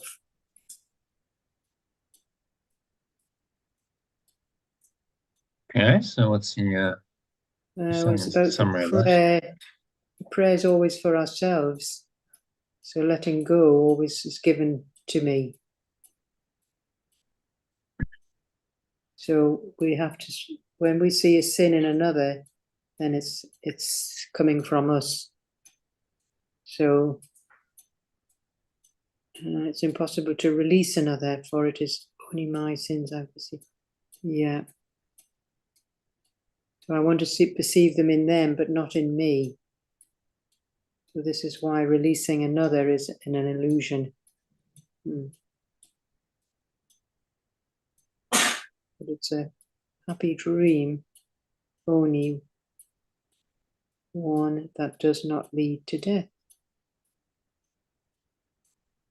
So really, in somebody else that we think is sinned, but hasn't, is what frees us.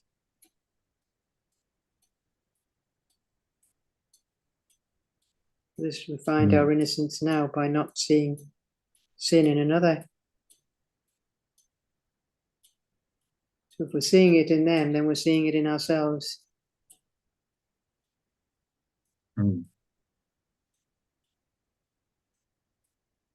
Exactly. So we must, when we truly forgive someone, you can't really, what he's saying, you can't really forgive someone.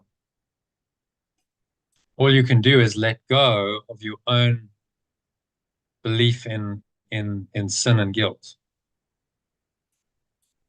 So those what they trigger in you is the arising of those thoughts and emotions. So you can let go of what they've triggered in you. Thoughts of sin and guilt, fear and attack, anger and hatred and death and so on. And that is to forgive them. When you truly let go of those thoughts, then you have, quote, forgiven them. That's why we use the term letting go, because it's much more explicit. I don't think most people understand forgiveness at all. It's probably one of the most misunderstood, concepts in the world and in the spiritual world. Oh, I forgive you. What does that even mean? You've sinned, but somehow I must overlook your sin. Is that what it means? No, it means I no longer feel the negative thoughts and emotions towards you that I once felt. I've let those go, which means that I've let go of my own self-concept, because that was part of my self-concept. That's what true forgiveness means. It's always about collapsing the self-concept as it plays out in our thoughts and our emotions. And it's triggered. The illusion the ego is very good at is it triggers that to arise with someone else's behavior, actions, and you go, it's them. I'm angry because of them. No, I'm angry because of my self-concept, which is a denial of God, pure form of oneness with perfect love, and they trigger that anger to arise. When they've triggered it, to forgive them means that I must let go of my own negativity. And once I've done that, then I've truly forgiven them and I've learned the lesson. So it's very, very simple when you look at it in letting go terms. It's very clear what you have to do. There's no, again, ambiguity. Forgive them. I must forgive them. Well, what does that even mean? If you asked 1,000 people on the street, what does it mean to forgive someone else? You would get all kinds of answers, but probably not many would say it means to let go of my own negative thoughts and emotions. Because once you're at that level of understanding, the ego's done for. So, okay, I get the game very clearly. I understand exactly what I need to do. And therefore, with that clarity, I do it. If I really understand that's the only way I'll ever be free, then that's what I have to do. And the ego only maintains itself through the confusion. It confuses us about what we should do. It tells us we should be doing all kinds of other things than just that kind of radical letting go.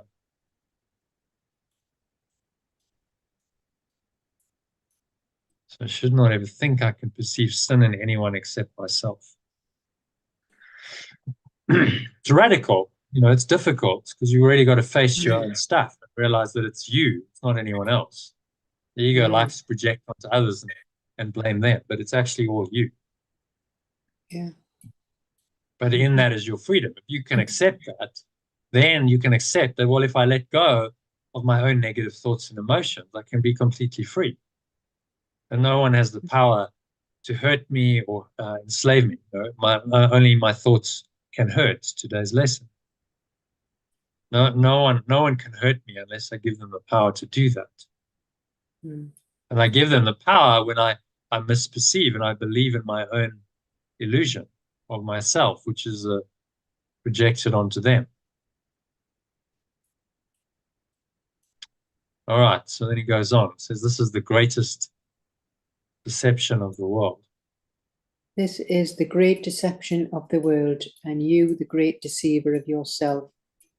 This is the great deception of the world, and I the great deceiver of myself. It always seems to be another who is evil, and in his sin you are the injured one. It always seems to be another who is evil, and in their sin I am the injured one. How could freedom be possible if this were so? How could freedom be possible if this were so? You would be slave to everyone, for what he does entails your fate, your feelings, your despair or hope, your misery or joy. I would be slave to everyone, for what he does entails my fate, my feelings, my despair or hope, my misery or joy. I would have no freedom unless, I jumped. Yeah, you have no freedom unless he gives it to you. I would have no freedom unless they give it to me. And being evil, he can only give what he is. And being evil, they can only give what they are. You cannot see his sins and not your own. I cannot see his sins and not my own. But you can free me and yourself as well. But I can free him and myself as well. And from the top, this is the great deception of the world, and I am the great deceiver of myself. It always seems to be another who is evil, and in their son I am the injured one. How could freedom be possible if this were true? I would be slave to everyone, for what he does entails my fate, my feelings, my despair or hope, my misery or joy. I would have no freedom unless they gave it to me. And being evil, they can only give what they are. I cannot perceive their sins and not my own, but I can free them and myself as well. So, well, again, it's just saying that the way we view another is coming from us, and it's a great deception of the world. And we are the great deceiver of ourselves, because it always seems it's another who is the bad one, and they've injured us. So how is it possible to have any freedom if this is our state of mind in the separate self? Because they can just have the power to make us a slave to whatever fate comes our way, with despair, hope, misery, joy, we have no control of. So we would have no freedom at all if that were the case. So if you see their sins, then you're seeing your own. But we can choose to free ourselves from this and be our true self. Yeah. The great deception of the world is that apparently someone is doing it to you. Someone else is the problem. Someone else is sinful and evil and guilty. Someone else is doing it to you, and you're the unfairly treated victim of them. So we feel unfairly treated, and that keeps the ego alive and well. In a state of separation, various negativities going on, and until we recognize that it's actually ourselves, they're just a projection of ourselves. So they're a projection of our own ego, our own negative self-concept. And when that arises and we feel those emotions, it's coming from us.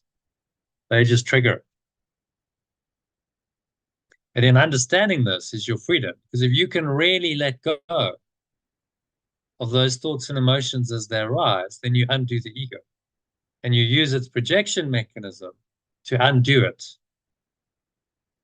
Instead of reinforcing the sin and the guilt and the evil and the false self-concept, now you see in the mirror what is in you, and you go, okay, well, if someone is behaving that way, let's say they unfairly treating me, they're abusing me, they're attacking me, etc. That's me doing it to me. They are just a projection of my own mind. So I have this entity within me that has created this. I'm now seeing its manifest effect in the mirror that is the world. But then I can let it go.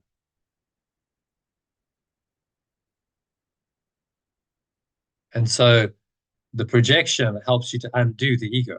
So that's the genius of the Holy Spirit. It uses the defense mechanism of the ego, which is projection, to undo it. And the ego has no answer to that except to try and deceive you and confuse the issue and say, no, that's not the case. Actually project out and judge that other person.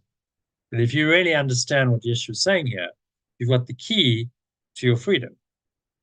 Because you just have to let go of whatever anyone or anything triggers in you, to let go of your own false self. And if you keep doing that, you can't fail to let go of that false self concept. It will eventually go because it's just made up of those negative thoughts and emotions. Okay. So it's absolutely like the nub of the course. The very heart of it is this ability to reinterpret the projections that the ego has used as a defense mechanism and to let them go, so that you can actually undo the ego in that process. And that's the ego has no answer to that, except to try and obscure it and get you to focus on externals again, rather than just on going in. So, when I said you're going to go in and you're going to feel that thought and that emotion, experience it, and then let it go, that's what you do. You're stripping away the whole story. You're saying, in the end, it comes down to my willingness and ability to let go of that negative thought and emotion, which negates my true self and pure formless awareness of perfect love. If I can let go of that, then I'm free. If I hold on to it because I'm still judging someone else's bad and this whole thing maintains because of that, then I remain blocked and stuck. And the ego is still very much in charge as my identity covering over my true awareness.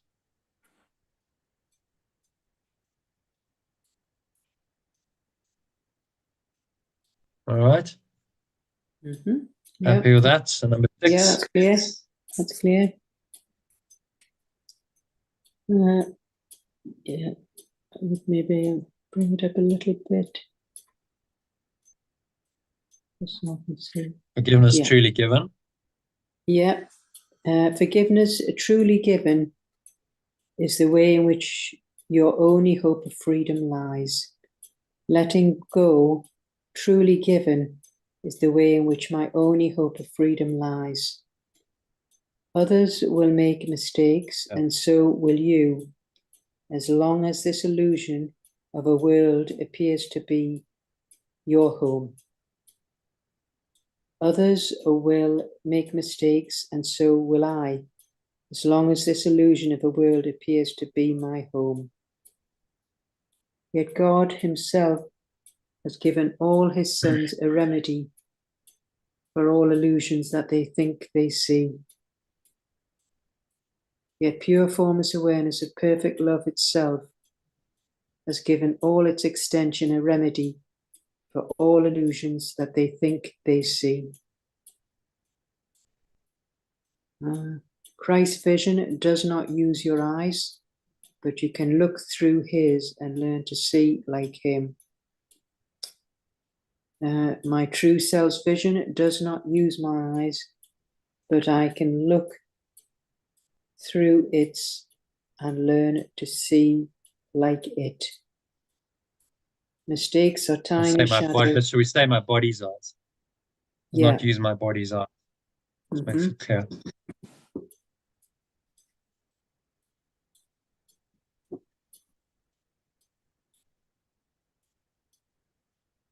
Yeah.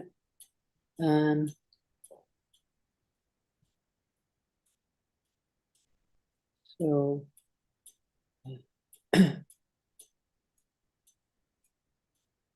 where are we? So mistakes are tiny shadows, quickly gone, that for an instant only seem to hide the face of Christ, which still remains unchanged behind them all.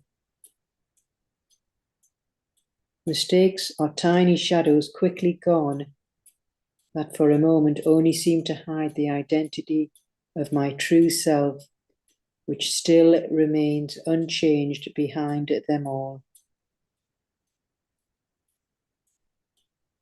His constancy remains in tranquil silence and in perfect peace. Its permanence remains in tranquil silence and in perfect peace. It does not know of shadows. It does not know of shadows. His the eyes that look past error to the Christ in you. Its perceptions overlooks error and perceives the true self in me. And from the top, letting go, truly done is the way in which my only hope of freedom lies. Others will make mistakes, and so will I. As long as this illusion of a world appears to be my home, yet pure formless awareness of perfect love itself has given all its extensions a remedy for all illusions that they think they perceive. My true self's vision does not use the body's eyes, but I can look through its and learn to see like it. Mistakes are tiny shadows, quickly gone, that for a moment only seem to hide the identity of my true self, which still remains unchanged behind them all. Its permanence remains in tranquil silence and perfect peace. It does not know of shadows. Its perception overlooks error and perceives the true self in me. So it's the only true hope of freedom lies in truly letting go others' mistakes and I mean the illusions. We must truly let go of our own errors. That's the only way. So the guilt and the sin and the fear, the attack thoughts, the hatred, the anger, all of it, the whole Pandora's box of really disastrous thoughts and emotions the ego sponsors must be let go of in myself. And I do that as and when they arise. They get triggered by someone or something, and they arise, and then I go, okay, I'm letting this go. I'm not going to allow this to continue in my thought system, in my energy field. I'm going to release this. I'm going to let this go.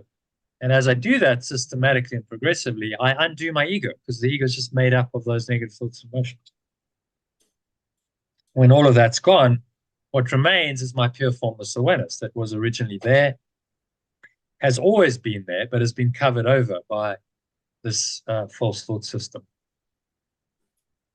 Very simple in principle, isn't it? It's like not rocket science. It's very, very simple. No, but to actually do it, to clear away all of that's a big one that covers your true self, that's another matter. That's the work. To really see it clearly and be able to let it go as it arises. And you know how twisting and interbulating the ego can be. It doesn't want you to see this clearly. You get caught up in an emotional drama, and you get caught up in whatever the negative emotion is. Very difficult to go, okay, but it's just a setup. I've been set up again. This is not true. Like I'm just caught up in a dream here. And the ego is playing me for a fiddle, and I need to let go of the thought and the emotion, which can be very, very strong. We know how powerful the ego can seem to be. And so, that's the work. That's why we practice. We do mind training every day. It's like, well, because that is the hardest thing you'll ever do, to clean away all of that gunk that covers your true self as and when it arises is the work. That's what forgiveness or letting go means. You clear it away. And it's no longer there. And so what reveals itself then is the true self. It was always there, but was obscured by all the gunk. It's a bit like taking, in makeup terms, you have this heavy layer of makeup, and then you just take what do you use, a cleanser or whatever, and you just wipe the makeup. And suddenly the skin in its original form is revealed. It was always there, but it was covered over by this heavy layer of foundation, whatever other gunk that you put on it. And it needs the cleanser to clean it, to reveal what was always there. So letting go is like that, that skin cleanser. It's like cleans away the mask. And that's why you talk about the persona as a mask. Cleans away the mask that we wear to reveal the authentic self that has always been underneath the mask that we've put on, we wear in this world.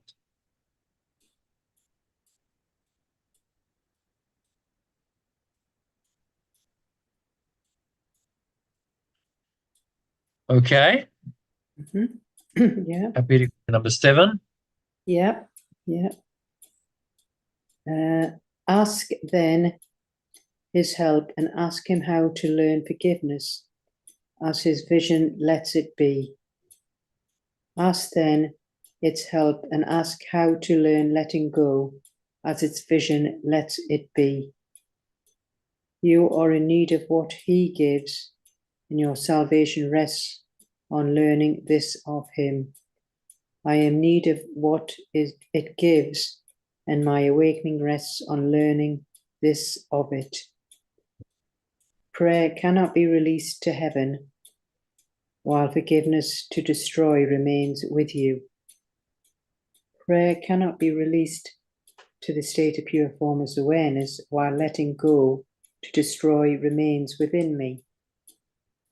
God's mercy would remove this withering and poisoned thinking from your holy mind. Pure formless awareness of perfect love's mercy would remove this withering and poisoned thinking from my innocent mind.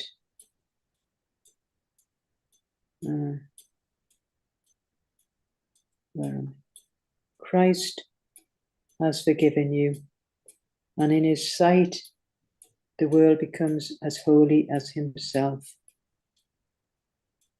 Pure formless awareness of perfect love. My true self has let go of me, and its sight the world becomes as innocent as itself. Just stop there, Elaine. So perfect love's mercy. How would we I missed that. Remember how we translate that?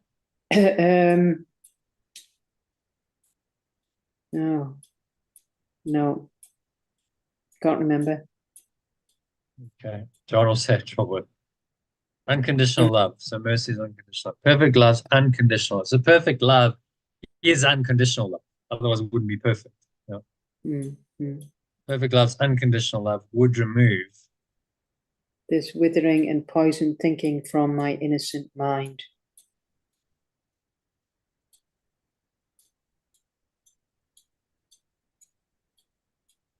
Right. Christ has forgiven you. So yeah, my and true self has released me.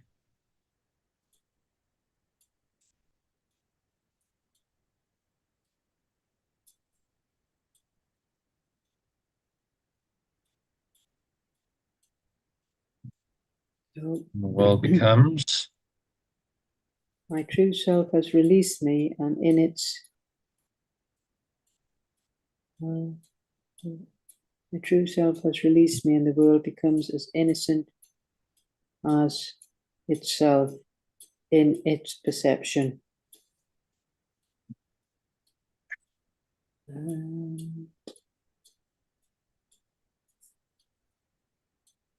who sees no evil, it sees like him. If I perceive no evil in it, I perceive like it.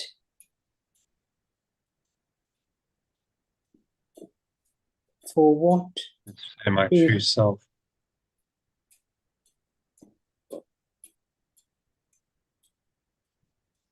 for what he has forgiven has not sinned, and guilt can be no more. For what it has let go of has not sinned, and guilt can be no more.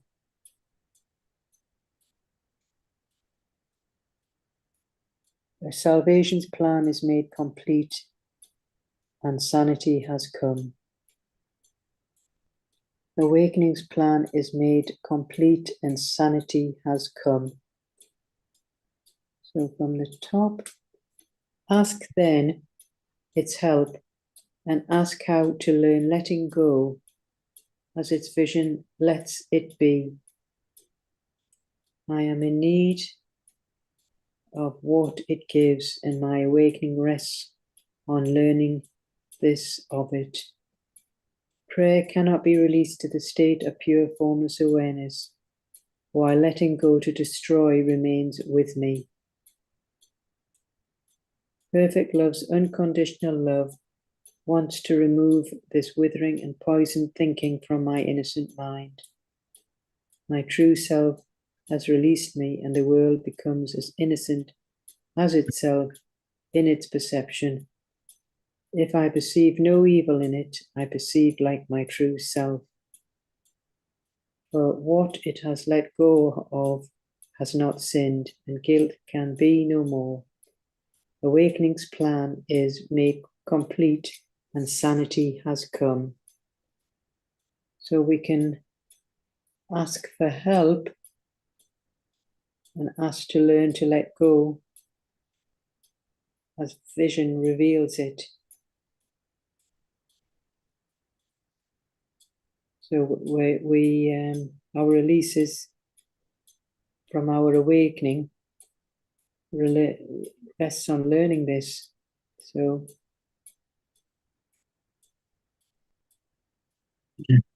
our true self has released us from this world to our true innocence. And so we no longer perceive evil. We perceive as true self. So it's what I let go of has not sinned. It can be no more. So awakening's plan is complete, and sanity has come. So again, it's just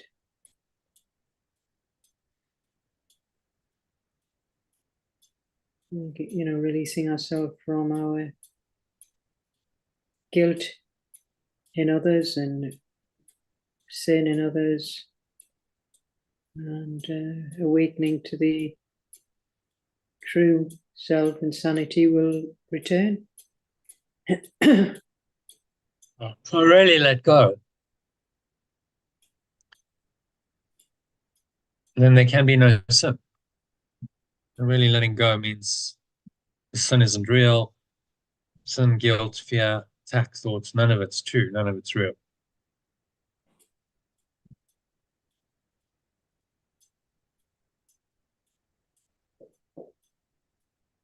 Awakening's plan is complete, and sanity has come.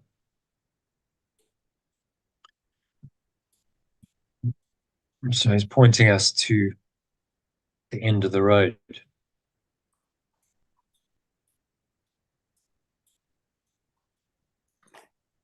Okay, happy with that paragraph? Yeah, yes. Okay. Forgiveness. Number 8. Yeah, forgiveness is the call to sanity. For who but the insane would look on sin when he could see the face of Christ instead? Letting go is the call to sanity. For who but the insane world would look on sin when he could see the face of my true self instead? This is the choice you make, the simplest one, and yet only one that you can make.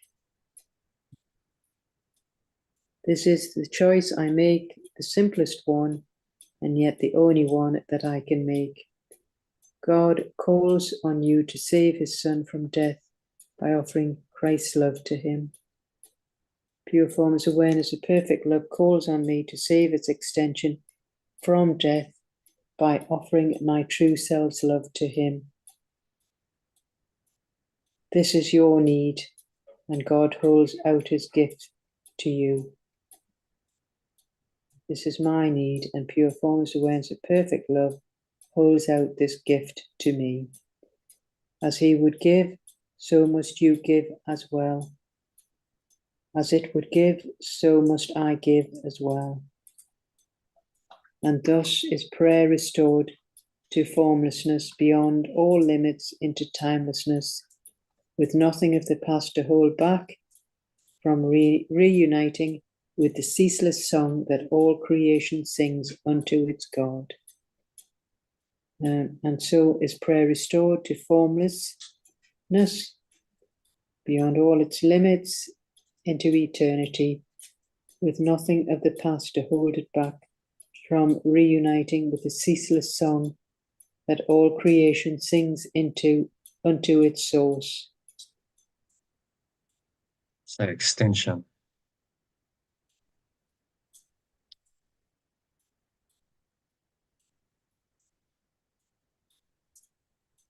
Okay, from the top. Yeah, letting go is the call to sanity.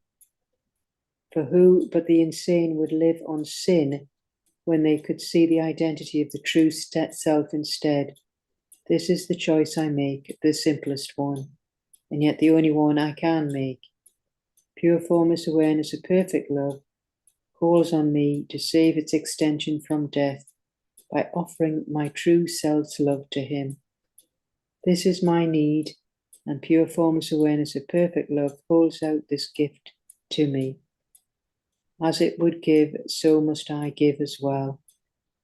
And so is prayer restored to formlessness beyond all limits into eternity, with nothing of the past to hold it back from reuniting with the ceaseless song that all extension sings to its source. So letting go is, yeah, it's by letting go is the call to sanity in this insane world and thought system that we're in, and to identify with our true self instead.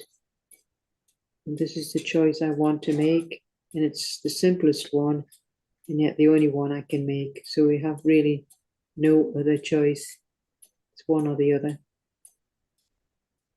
And so this pure formless awareness, perfect love, calls on to save this extension from death and offering true self's love instead. Mm. And that's guaranteed that the gift will be there for us. And will be. Yeah.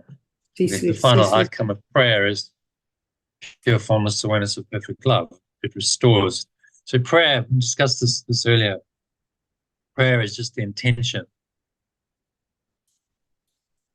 to let go and to ultimately go home to pure formless, to the state of pure formless awareness of perfect love. Prayer is the intention, and letting go is the actualization of that intention. So the actual doing of that intention.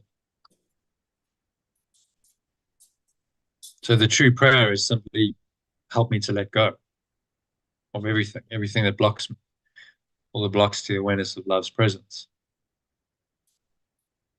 Yeah, in really simple terms, that's the true prayer that transcends all worldly prayers. There's no specifics there, is there?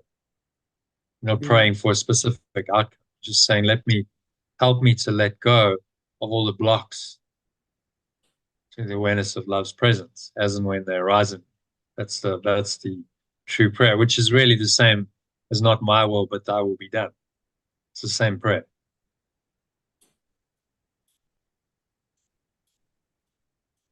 And that intention to completely let go of the ego and return your mind fully to pure formless awareness of perfect love will eventually become actualized as that experience. Prayer will lead you into that state of pure formless awareness of perfect love. Because if you intend it, then eventually it must be so. You intend it and you hold that intention in mind and you consistently act on that intention. And at some point that intention will come to be manifest.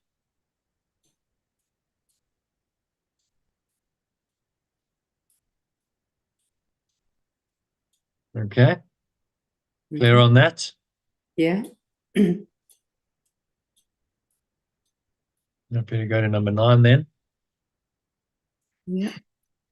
But to achieve this end, you must learn before you reach where learning cannot go.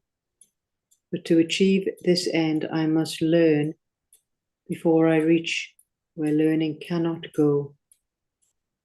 Forgiveness is the key, but who can use a key when he has lost the door for which the key was made and where alone it fits?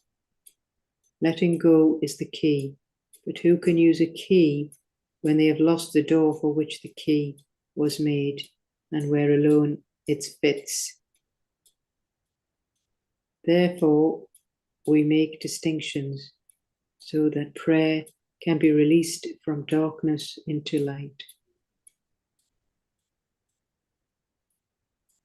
Therefore, we make distinctions so that prayer can be released from limited awareness into pure formless awareness.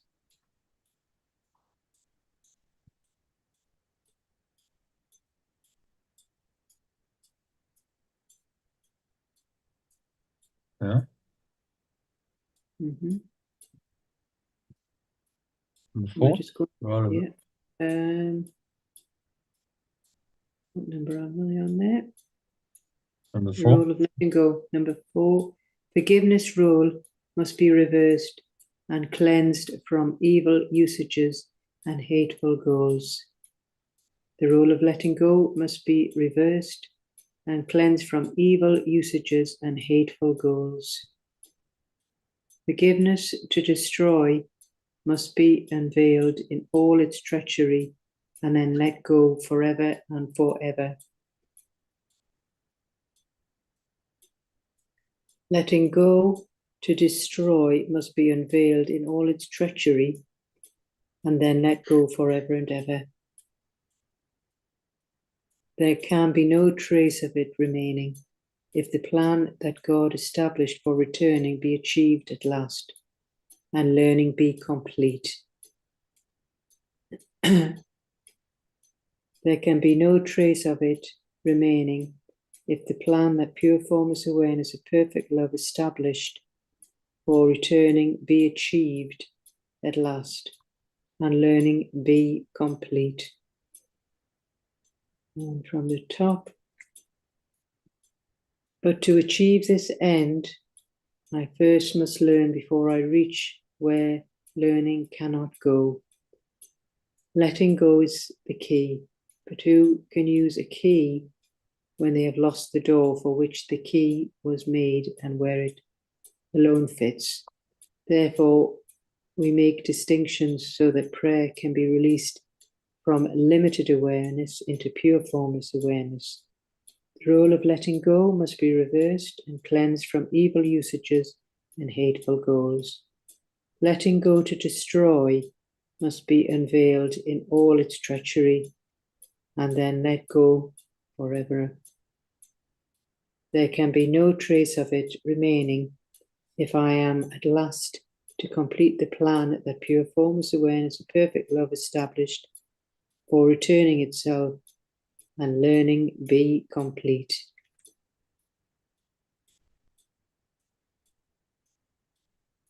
So it's saying that letting go is the key, but of course if we've lost the door for the key,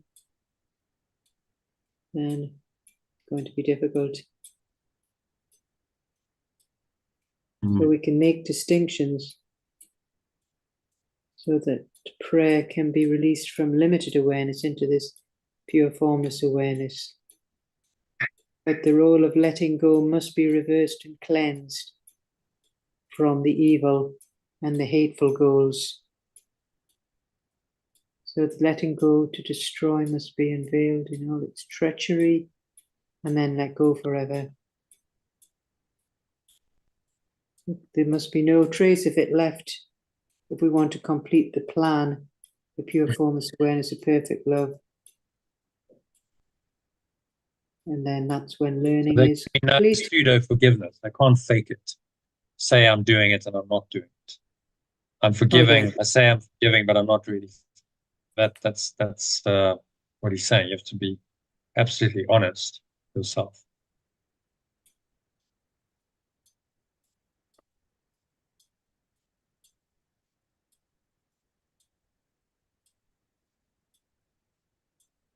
And only then, perfect honesty. This is why, if you recall, in the development of trust, honesty was the second characteristic. Mm. You have to be really honest and say, well, am I faking it? Am I really forgiving? Or am I doing a version of letting go to destroy? I'm saying I'm letting go, but I'm not really.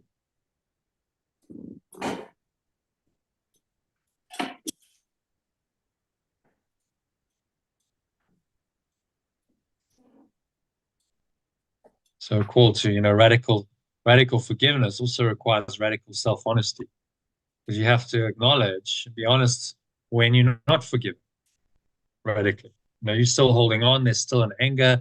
There's still a resentment. There's still a judgment of the other person. You still think they in some way have sinned. They're evil. They're guilty. Well, you haven't done it.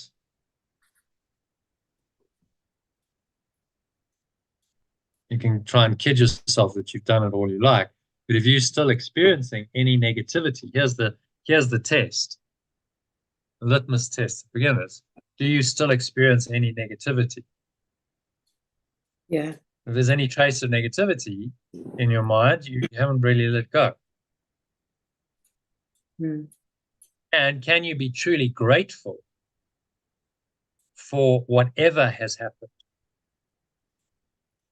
Yeah. Because that's the same question. If you're truly grateful, there's no anger or resentment remaining, no matter what. Even if someone on the level of form apparently really hurt you, physically, mentally, emotionally, you go, well, I only feel gratitude because I've released it, and I realized that release only came about because of the test and challenge that person gave me. So they've helped me to undo my ego, and I'm grateful because I'm now free. But you can only do that once you've got to the other side of the bridge. You've crossed over. You actually have let it go. Before you've crossed over and you're still struggling, you can't. The gratitude is impossible because this is a resentment going.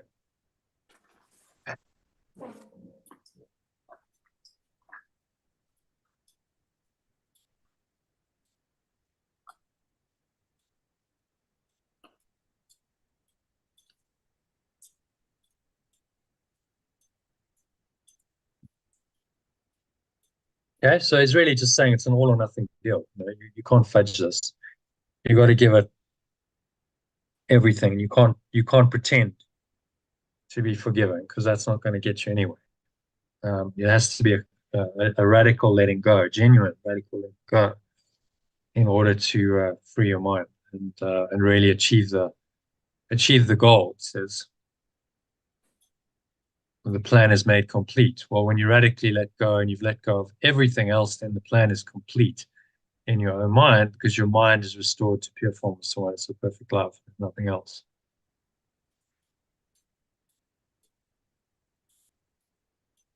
Okay. Okay with that. So that's the last paragraph. Just summaries to do. So this is the world of opposites. Excuse me.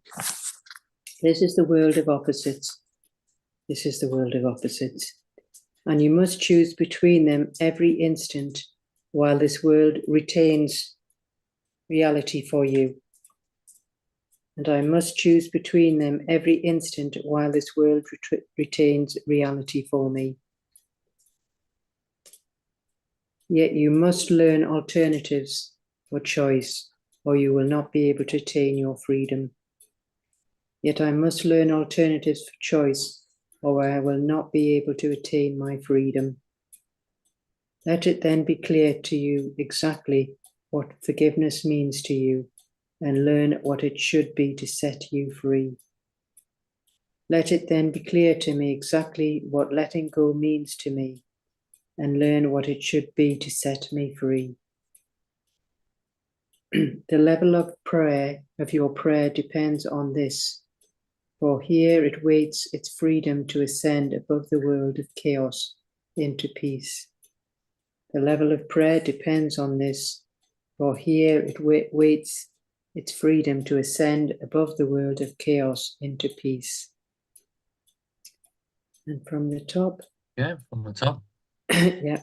This is the world of opposites, and I must choose between them every moment while this world retains reality for me. Yet I must learn alternatives for choice, or I will not be able to attain my freedom. Let it then be clear to me exactly what letting go means to me, and learn what it should be to set me free. The level of my prayer depends on this, for here it waits its freedom to ascend above the world of chaos into peace. So it's saying that this is a world of opposites, and we have to choose between them every moment while this world retains reality for me. So I've got to learn the alternatives of the choice to attain this freedom and be clear exactly what letting go means. And as you said, then you have to ask, is there anything that I feel negative towards? Then that's clear choice, that you haven't let go.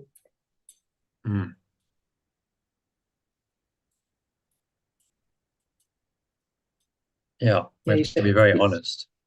Yeah. What it actually means. It means true letting go means you've let go of all negativity. There's not one trace of any negator. We say it as negator, thought and emotion. So that's anything that negates pure formless awareness of perfect love, which would be experienced as perfect peace. There's nothing to disturb your peace any longer. That's how you know. Well, it's a big ask in this world, isn't it? And things can come in and disturb our peace. Just any moment, yes. Any moment, your peace can be disturbed. Well, okay, but you can always choose to let it go. Your prayer is let me be vigilant and disciplined and honest in my letting go. That I will truly, I'm sincerely wanting to let go of all this negativity, because I understand it doesn't serve me at all. It just keeps me a prisoner of the ego in this world.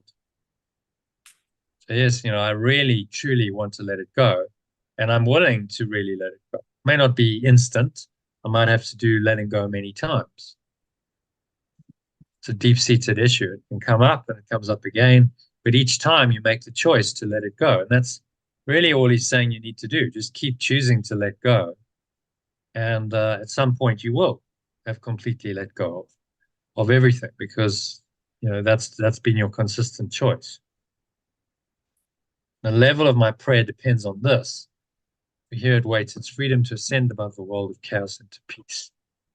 So am I sincerely wanting to let go? If that's sincere and true, then my prayer is a very high one. It's the highest kind of prayer possible, because that prayer unites me with my source. But if not, I've denied it, then that prayer is actually on a very low level. Keeps me separated. I'm still praying for results, outcomes in form that I think are going to help me and make my life better in this world. Well, that just perpetuates the illusion of the world. Still trying to find a magic solution through prayer to the problems of this world, rather than just letting them all go and rising above the world, ascend above the world. To rise above the world of chaos into peace.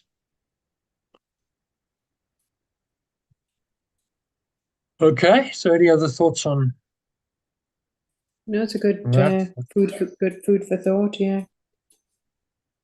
Let's do the letting summary. go. Letting go. Yeah. Letting go often misunderstood, is crucial for my spiritual journey. It is not a tool for punishment, but a path to healing and awakening. This process, however, is frequently twisted in the world, turning into a means of reinforcing guilt and perpetuating the cycle of hurt. So it's just sort of saying the letting go can often be misunderstood on the spiritual journey. It's a tool for healing and not punishment, but it can be twisted in this world and just reinforcing guilt. And so just perpetuating the cycle of hurt, which I know all about that, Let's say you're Christian and you've heard of forgiveness. You can't not have heard of forgiveness if you're a Christian, because it's in the scriptures, and you're told that to be a good Christian you should forgive. That was Jesus' teaching. But your ego doesn't want you to let go. So then you come up with this, false forgiveness, pseudo forgiveness, or forgiveness to destroy, as he called it, which says, actually, you're an evil sinner. You're still guilty. I supposedly forgive you because I'm a Christian and that's what I should do. But I still perceive you as an evil sinner, and God will punish you, and you're going to go to hell. There's nothing there's nothing authentic about that forgiveness at all, is there? It's not true at all. You're perpetuating the idea of sin and guilt in your own mind. You're seeing the other person as separate. You're seeing punishment as real, and so the sort system of sin, guilt, fear, attack is still very real for you. So no genuine letting go at all. So that's how then the ego will say, yeah, I am forgiving, but actually not at all. It's just a pseudo forgiveness in order to maintain its identity. And there's many Christians, you notice the more fundamentalist they are, the more they tend to be the judgmental ones. Yeah. They do this forgiveness to destroy thing all the time. I forgive you, but you're still an evil sinner. God will punish you. You're going to go to hell. Yeah. Well, how much forgiveness is there really in that? Not at all. Whereas Yeshua, he was the example. He demonstrated. He said, "Your sins are forgiven." He went to everyone. He said, "Your sins are forgiven. It doesn't matter what you think you've done. Actually, it's all forgiven." The Son of Man, he said, has power to forgive sins on earth. In other words, you as a person can let it go. You can drop the idea of sin and believe in, the true letting go instead. The power of that. If you ride that letting go, it'll take you all the way home, back to pure formless awareness of perfect love. Okay.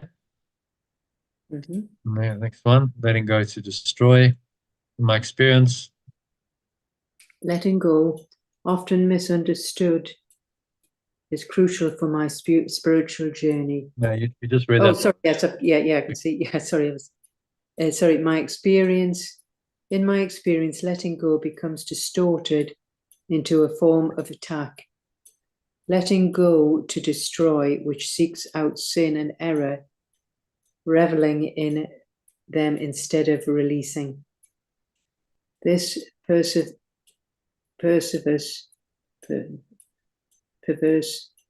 interpretation. This perverse interpretation sees letting go as a weapon rather than a healing balm, thus keeping me entangled in this world's deceptions. So this is in the paragraph.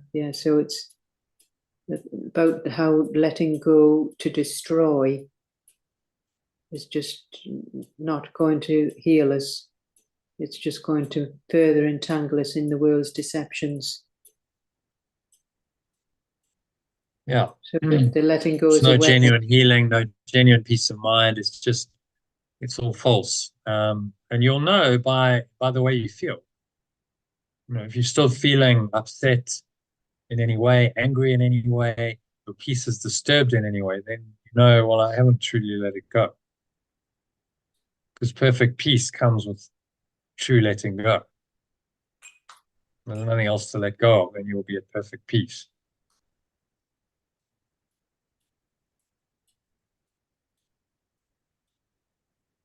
All right, so the next one, I've come to understand. I have come to understand that I need to shift my perspective. Letting go is not about others, it's about releasing myself from my own perceptions of guilt and sin. The act of letting go is always directed towards myself. As I often project my faults onto others, it becomes clear that I can't find freedom or peace by condemning others. Instead, my liberation lies in forgiving myself through the act of seeing innocence in others. So it's saying we need to change our perspective of letting go, because it's not about letting go about others, it's about releasing ourselves of our own perception of guilt and sin. So letting go is always directed towards ourselves, as we often project our faults onto others. So it's quite clear that we can't find freedom and peace in condemning others. Our liberation lies in forgiving myself through the act of seeing innocence in others.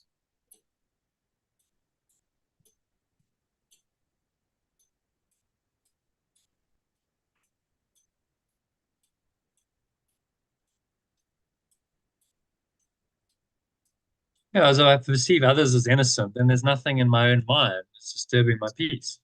Kind of self-evident, isn't it? You see guilt and sin in someone else, then the guilt and sin are in your mind. You're experiencing it. Yeah. So obvious. So then you can't be guiltless and free of them if they're in your mind, even if you're perceiving them as outside of you. Those thoughts and beliefs and emotions are very much there, present in your experience. Well, that's how the ego works. It uses others to trigger them. You see it as outside yourself, but the moment you perceive it, perception is an inside job. You're perceiving it. So there's something going on in your own mind that's now disturbing your peace. So there's a block to the awareness of love's presence, apparently because of someone else or something else, but actually it's your own block just arising in response to that external situation.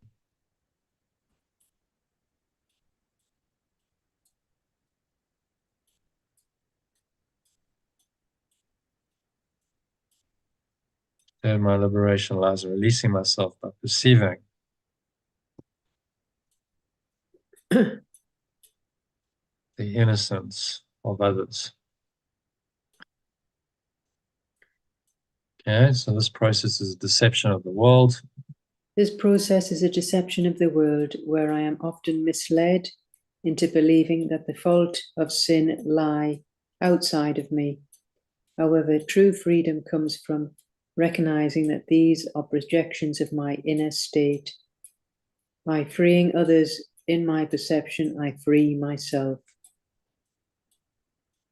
So it's the letting go to destroy process is a deception of the world. It comes from our projections, it's our inner state. And by freeing others, we free ourselves.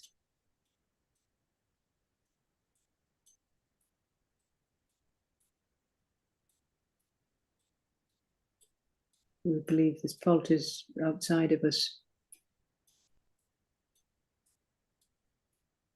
It's difficult because obviously there can be, some awful act that's happened, somebody's No, I mean, we physically hurt somebody. some of the things that happen in this world are horrendous.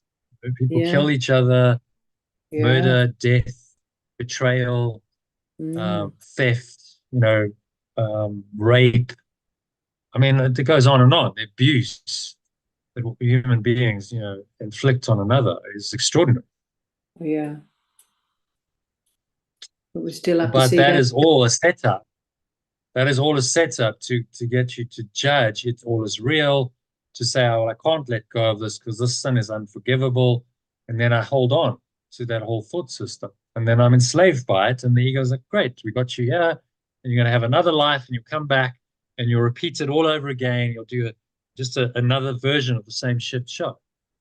That's what's reincarnation, just another version, but it's the same theme. The same theme of sin and guilt and fear and attack will run through every lifetime until you truly let go. That's the only way out of the cycle of birth and death.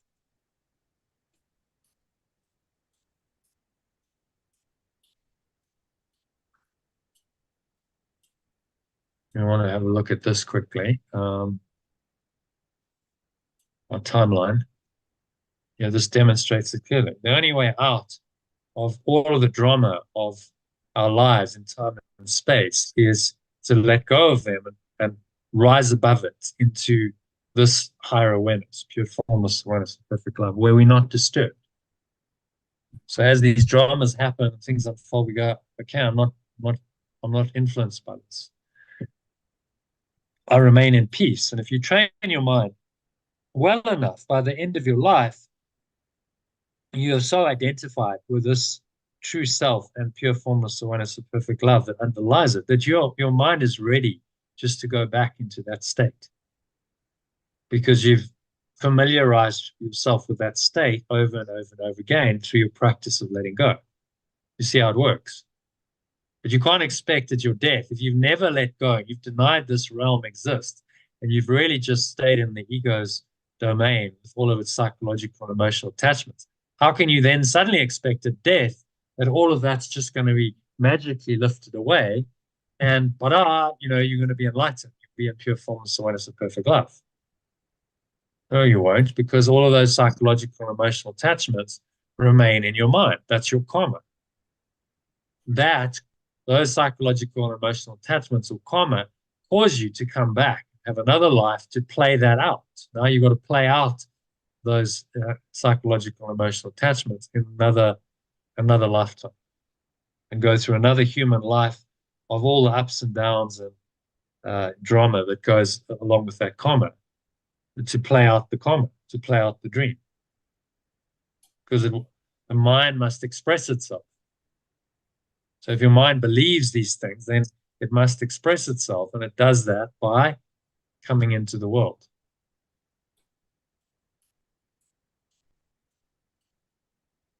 So it's actually very straightforward, isn't it? It's very simple.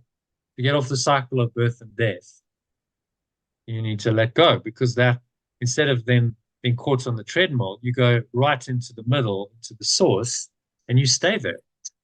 You say, okay, this might all be spinning around me, a bit like the eye of the hurricane.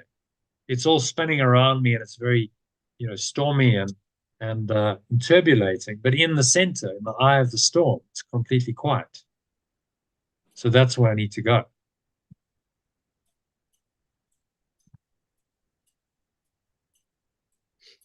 All right. So next paragraph, path to freedom. The path to freedom and peace involves understanding the true meaning of letting go. It's a key to unlocking my spiritual potential, allowing me to arise above the chaos of the world into a state of peace. It involves reversing the role of letting go from destruction to healing, recognizing the innocence in myself and others. So it's just talking about the freedom to peace involves an understanding the true meaning of letting go. So arising above the chaos in the world in a state of peace. So it's reversing the role of letting go from destruction to healing and recognizing the innocence in everybody and myself. Yeah, I'll make that capital self. Recognizing the innocence in myself, true self, and the true self of others. That actually we're all innocent. Doesn't matter what our egos have done. That was never real. So that's simple. This is what letting go really means. Nothing the ego has said and done, has thought and said and done, nothing that it's projected out, that it's manifested, nothing that's ever happened in this world is true. So it can all be let go of, and you can restore your mind to the perfect innocence that preceded all of this, that is still there. That's what true letting go means. It's a complete erasing of the ego's thought system, its identity, its reality, its world, and everything that goes along with it. Which is why there's such resistance to it, because it's the end of the game for the ego. That's it, game over. No more ego, no more ego world. The universe of time and space disappears, and you restore your mind into this pure form of awareness of perfect love for all eternity. Game over. The ego finds that very, very threatening because it ceases to exist there. The world ceases to exist. All its defenses are gone. It no longer is, and it wants to exist. That's its only intention. It's got to exist in and through your mind. You are the host to it. It's a parasitic entity. So it needs your mind to feed off and to believe its ideas, and then to think about its thoughts, and then to feel its emotions, and then to act, speak and act on it. It needs you. It's like a virus, parasite or virus. It possesses you, and it needs that to continue its existence. All insane. You really look at it like, well, why would I allow parasite or virus into my life to run my life? You know, this thing must be routed out. It's not good for me. It's false. It's very damaging. It's hurtful to me and others.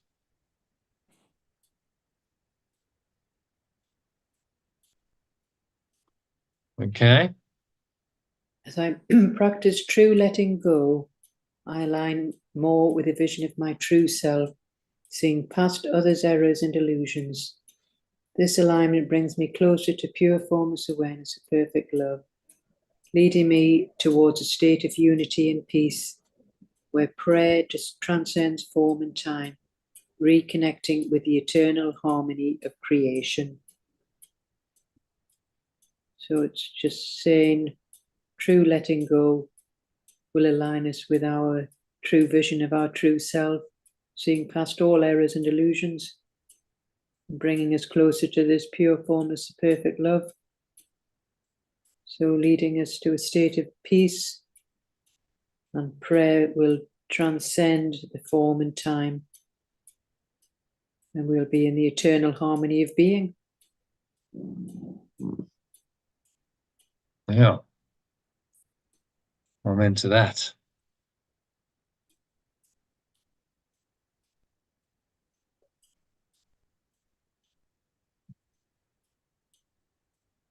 Okay. So any other thoughts on that? Otherwise, let's go to the key message.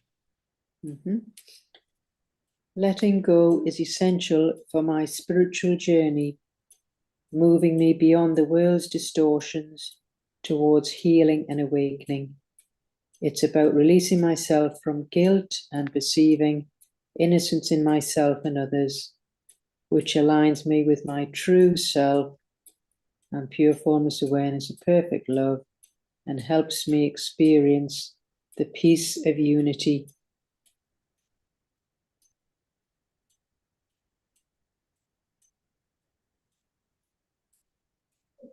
Yeah, so that's clear.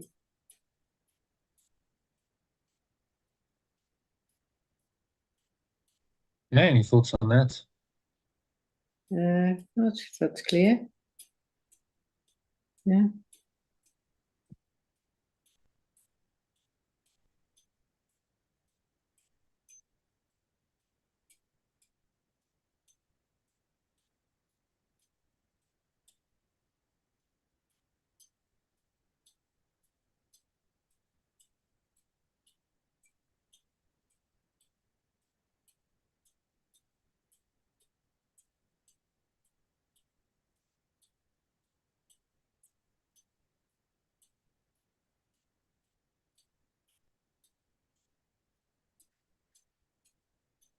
So you experience the pure peace. Let's just change that. Peace of pure formless awareness. Let's read that from the top again, just to finish. Letting Your go is message. essential. Yeah. Letting go is essential for my spiritual journey, moving me beyond the world's distortions towards healing and awakening. It's about releasing myself from guilt and perceiving innocence in myself and others, which aligns me with my true self and helps me experience the peace of perfect, pure, formless awareness.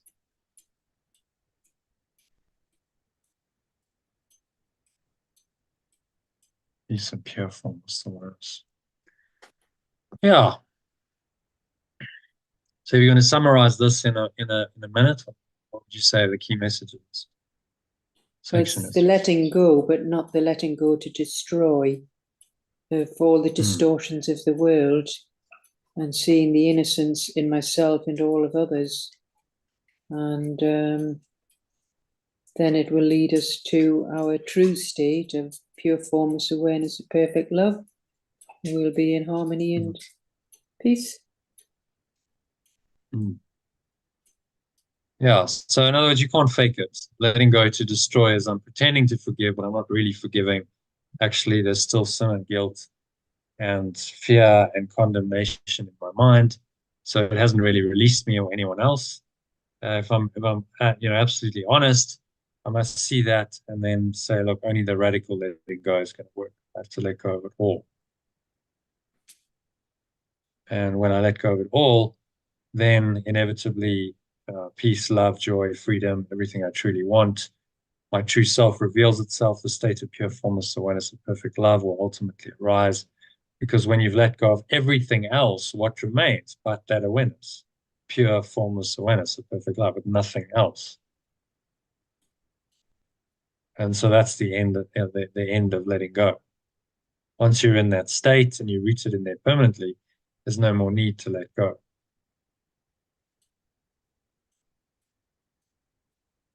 Okay.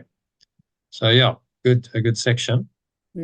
Yeah, very good. And just clarifying, this is the same as pseudo forgiveness. We looked at it before, but the letting go to destroy is Yeshua's name for it. That is, you have to name it, and you're aware of the delusion once you've named it. And so he's naming all of the ego's tricks, teaching us all of its games and its tricks, so that we're wise to them, and therefore we're not fooled by them. And this is just another one, letting go to destroy. I think I'm forgiving and letting go, and I'm very pious and holy, but actually I'm not, because I'm still believing in guilt and sin and punishment. And so, those ideas carry on in my mind. Okay. So do you want to do a meditation on the lesson? Yes. Yeah. That's your full session. Yeah. All right then. So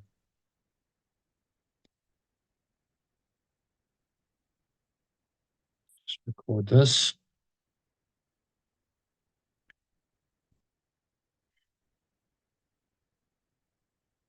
Okay then. So this is a meditation on today's lesson.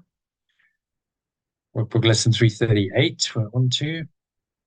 I'm affected only by my thoughts. So let's meditate and contemplate on that very powerful idea for about 20 minutes. Start off by closing your eyes, sitting comfortably in your favorite meditation posture. Up your hands in your lap, or have your hands, palms facing upwards, just resting on your thighs, feet shoulder width apart, keep your back straight. Breathing in, take a nice deep breath in through the nose. Breathing in, noticing how the stomach rises and the chest rises, and the subtle flow of air in through your nostrils. And you pause at the top of the inhale, smile, scan your mind.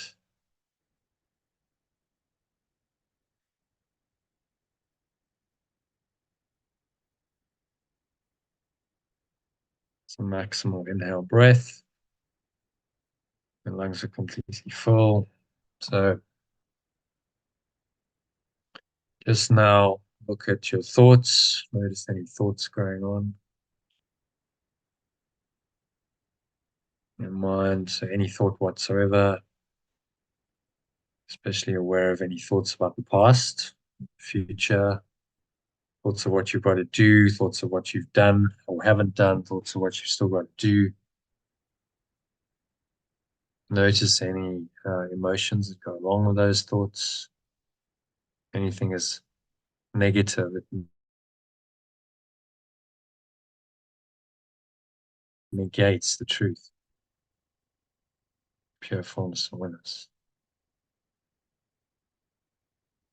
So just be aware of that thought, the feeling of it. Breathe into it. You're inviting in an awareness beyond thought. This is pure formless awareness. Before thought, any kind of conscious thought, there was just this awareness, and in truth, there still is only this awareness. It's the underlying awareness, the grounded being that underlies all thought. So say, I am affected only by my thoughts. I'm affected only by my thoughts. And exhale. Just blow these thoughts away. Imagine they're like a dark cloud or dark clouds, just temporarily obscuring the sky, clear blue sky, which is your true awareness. Just letting those thoughts go, blowing them away with the breeze of your breath.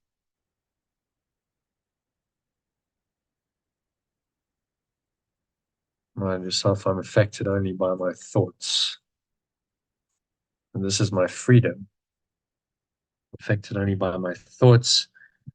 It's only my thoughts about anyone or anything that can be a problem. Not the things, the circumstances, the events themselves. It's my thoughts about them that are problematic. Only this idea is breathing in. Repeat these words after me from the lesson.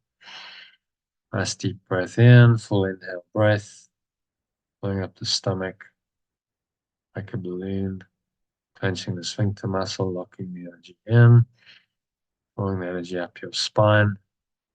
So only this idea is needed to awaken the world. For everyone is released at last from fear by this single thought.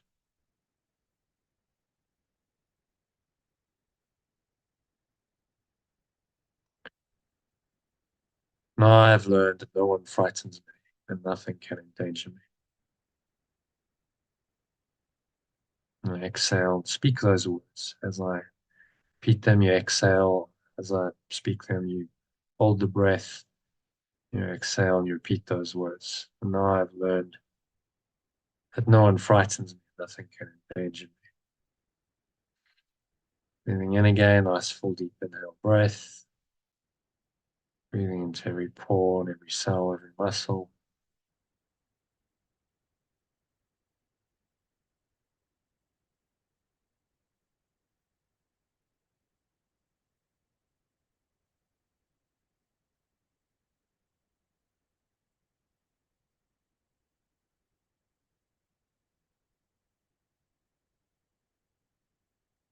My thoughts, I have no enemies and I'm safe from all external things. Say firmly, with conviction, I have no enemies and I am safe from all external things.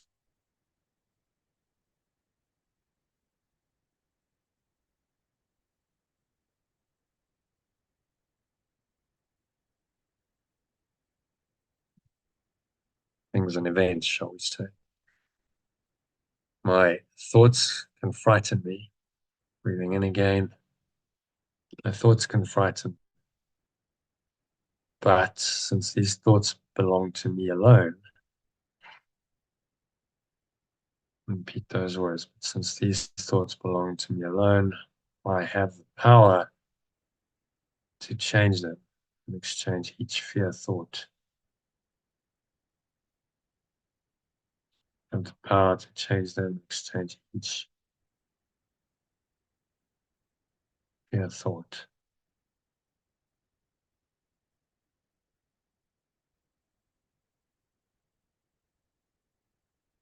For a happy thought of love.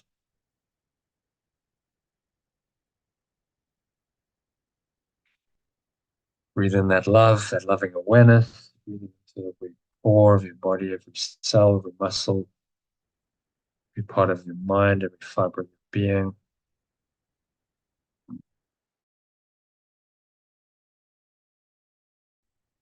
I crucified myself. Yet, breathing in again, pure formless awareness of perfect love has planned that its beloved extension will be freed.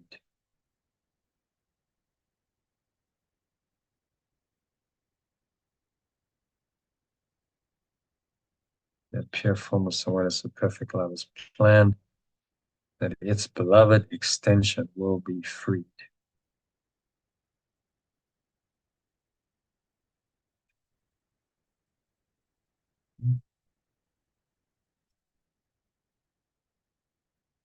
And that is you. Will be freed from all the drama, the pain, the suffering, sickness, death, into the state of pure formless awareness, perfect love.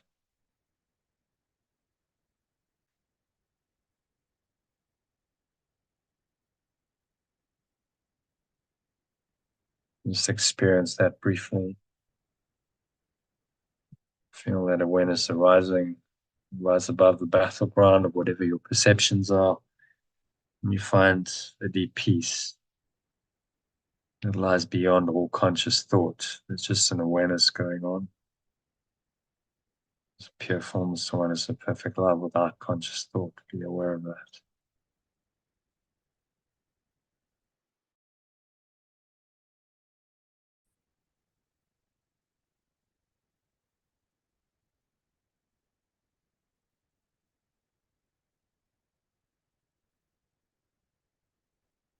So breathing in again. So the final prayer of the lessons. So your plan is sure, my source, and only yours. Exhale out through the nose on the truth of that and repeat those words.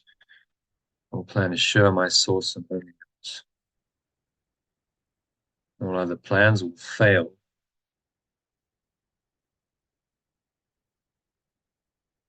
And I will have thoughts that will frighten me till I learn that you have given me.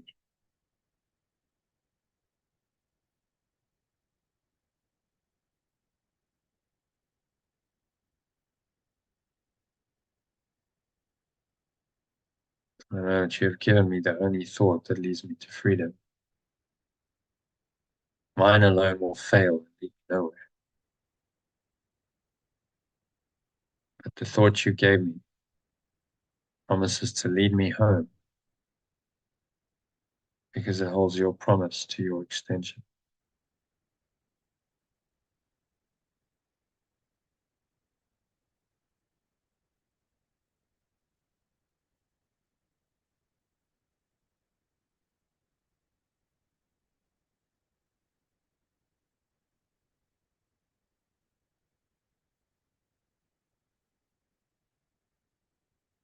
You have given me the only thought that leads me to freedom.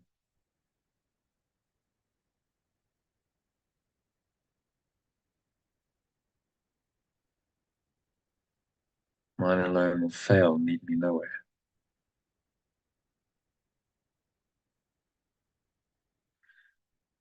Yeah, but the thought you gave me promises to lead me home.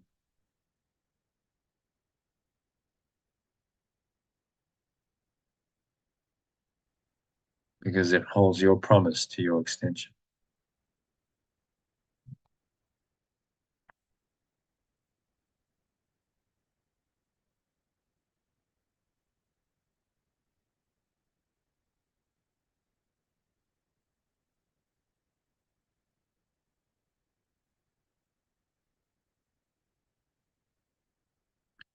And then just feel into these words. These words point you into a state that Yeshua calls home. State of pure formless awareness, state of perfect peace, state in which there is nothing to disturb your mind. No dreams can come to disturb this pure formless awareness of perfect love. So just sink inwards, observe the breath. You watch the breath flowing into your nostrils and out of your nostrils, breathing in and out.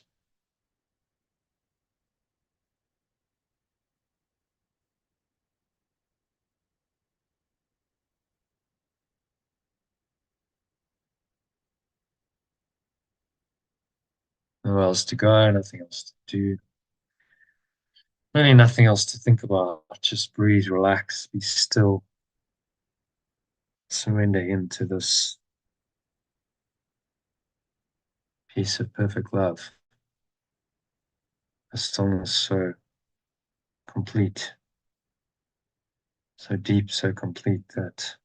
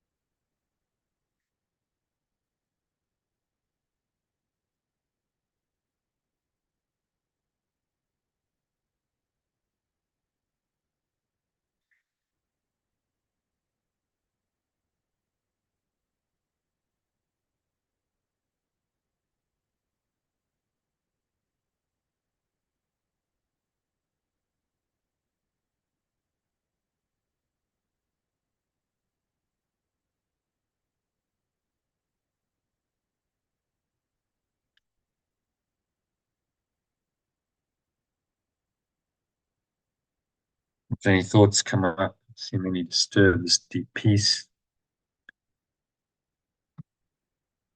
thoughts of the past or the future, just notice them casually. Imagine they're like clouds just drifting by in your awareness.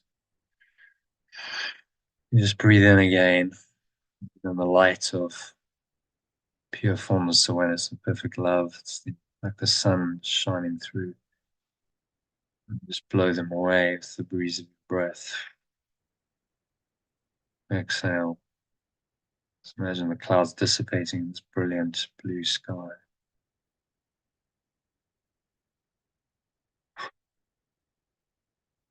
And allow stomach into the spine, expel the last remaining air out.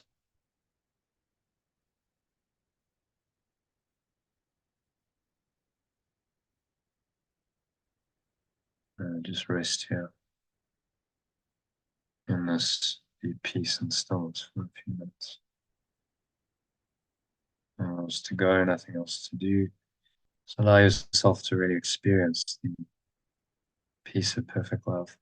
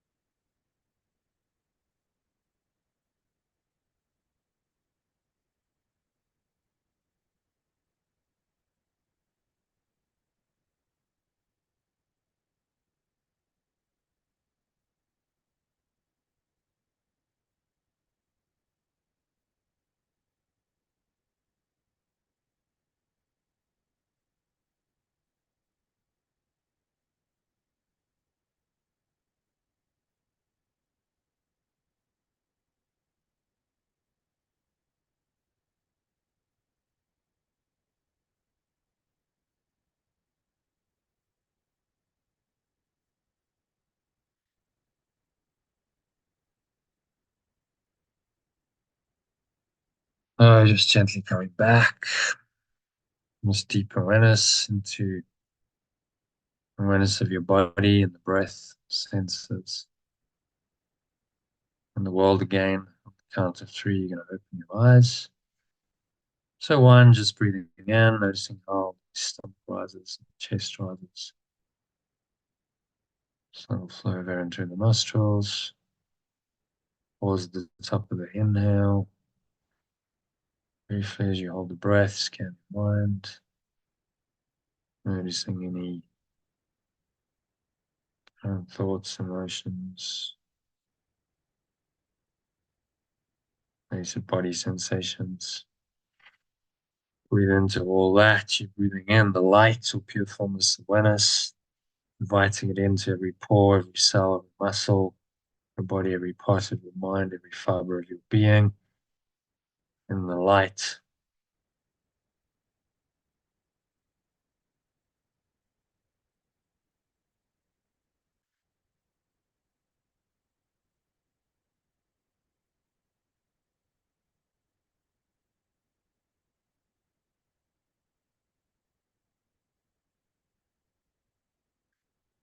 Notice it and just exhale. Blow out any false thoughts. Imagine they're like clouds just being blown away by the breeze of your breath. Dark clouds, they're going, gone. Blow them out. On the count of 2, just rest here. Notice the weight of your body.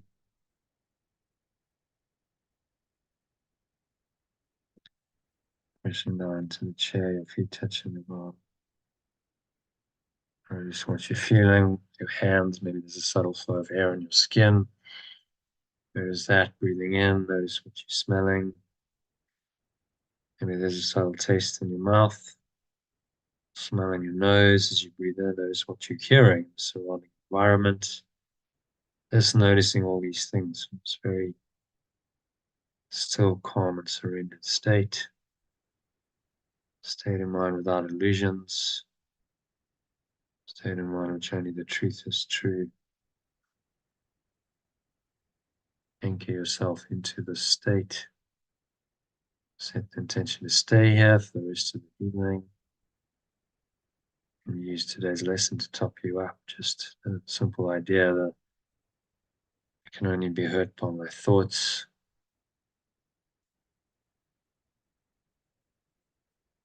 I'm affected only by my thoughts is the key. As soon as you realize that, well, you can just let go of the thoughts that are hurting you.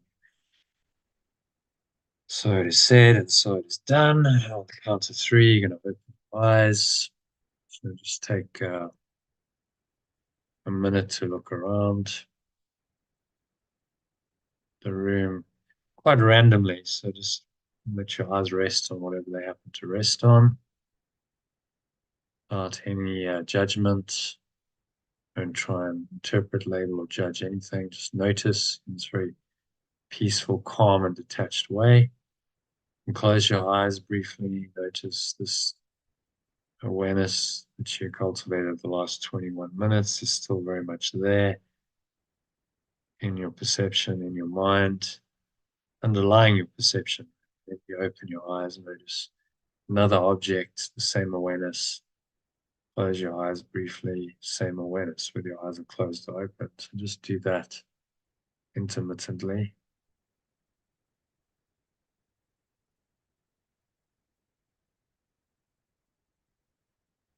Until you feel like you're complete, you're at peace. Maintain the sense of peace, stillness. Carry this with you into the rest of your evening. And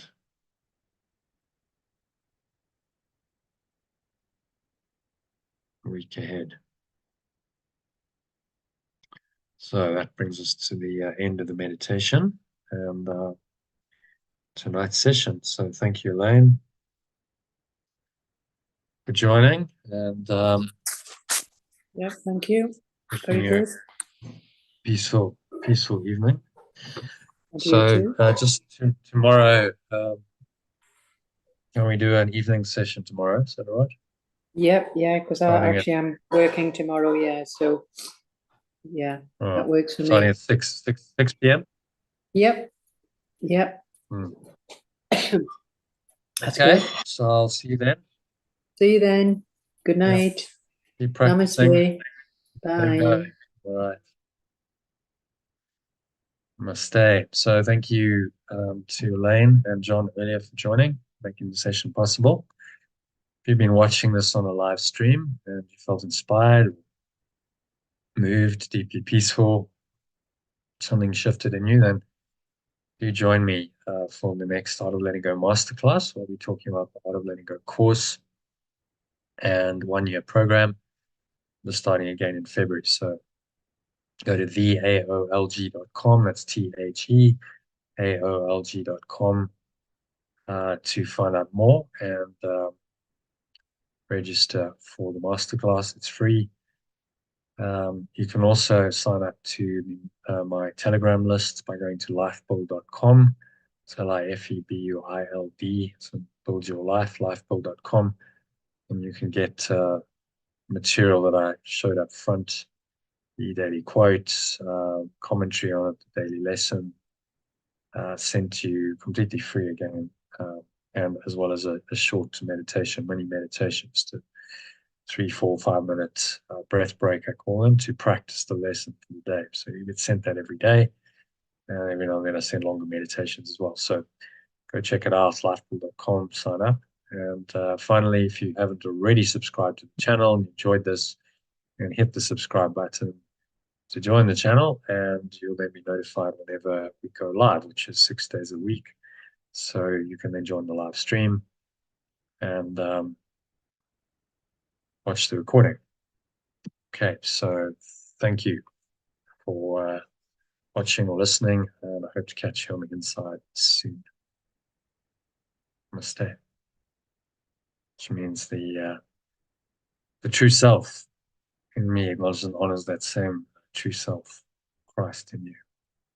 Peace.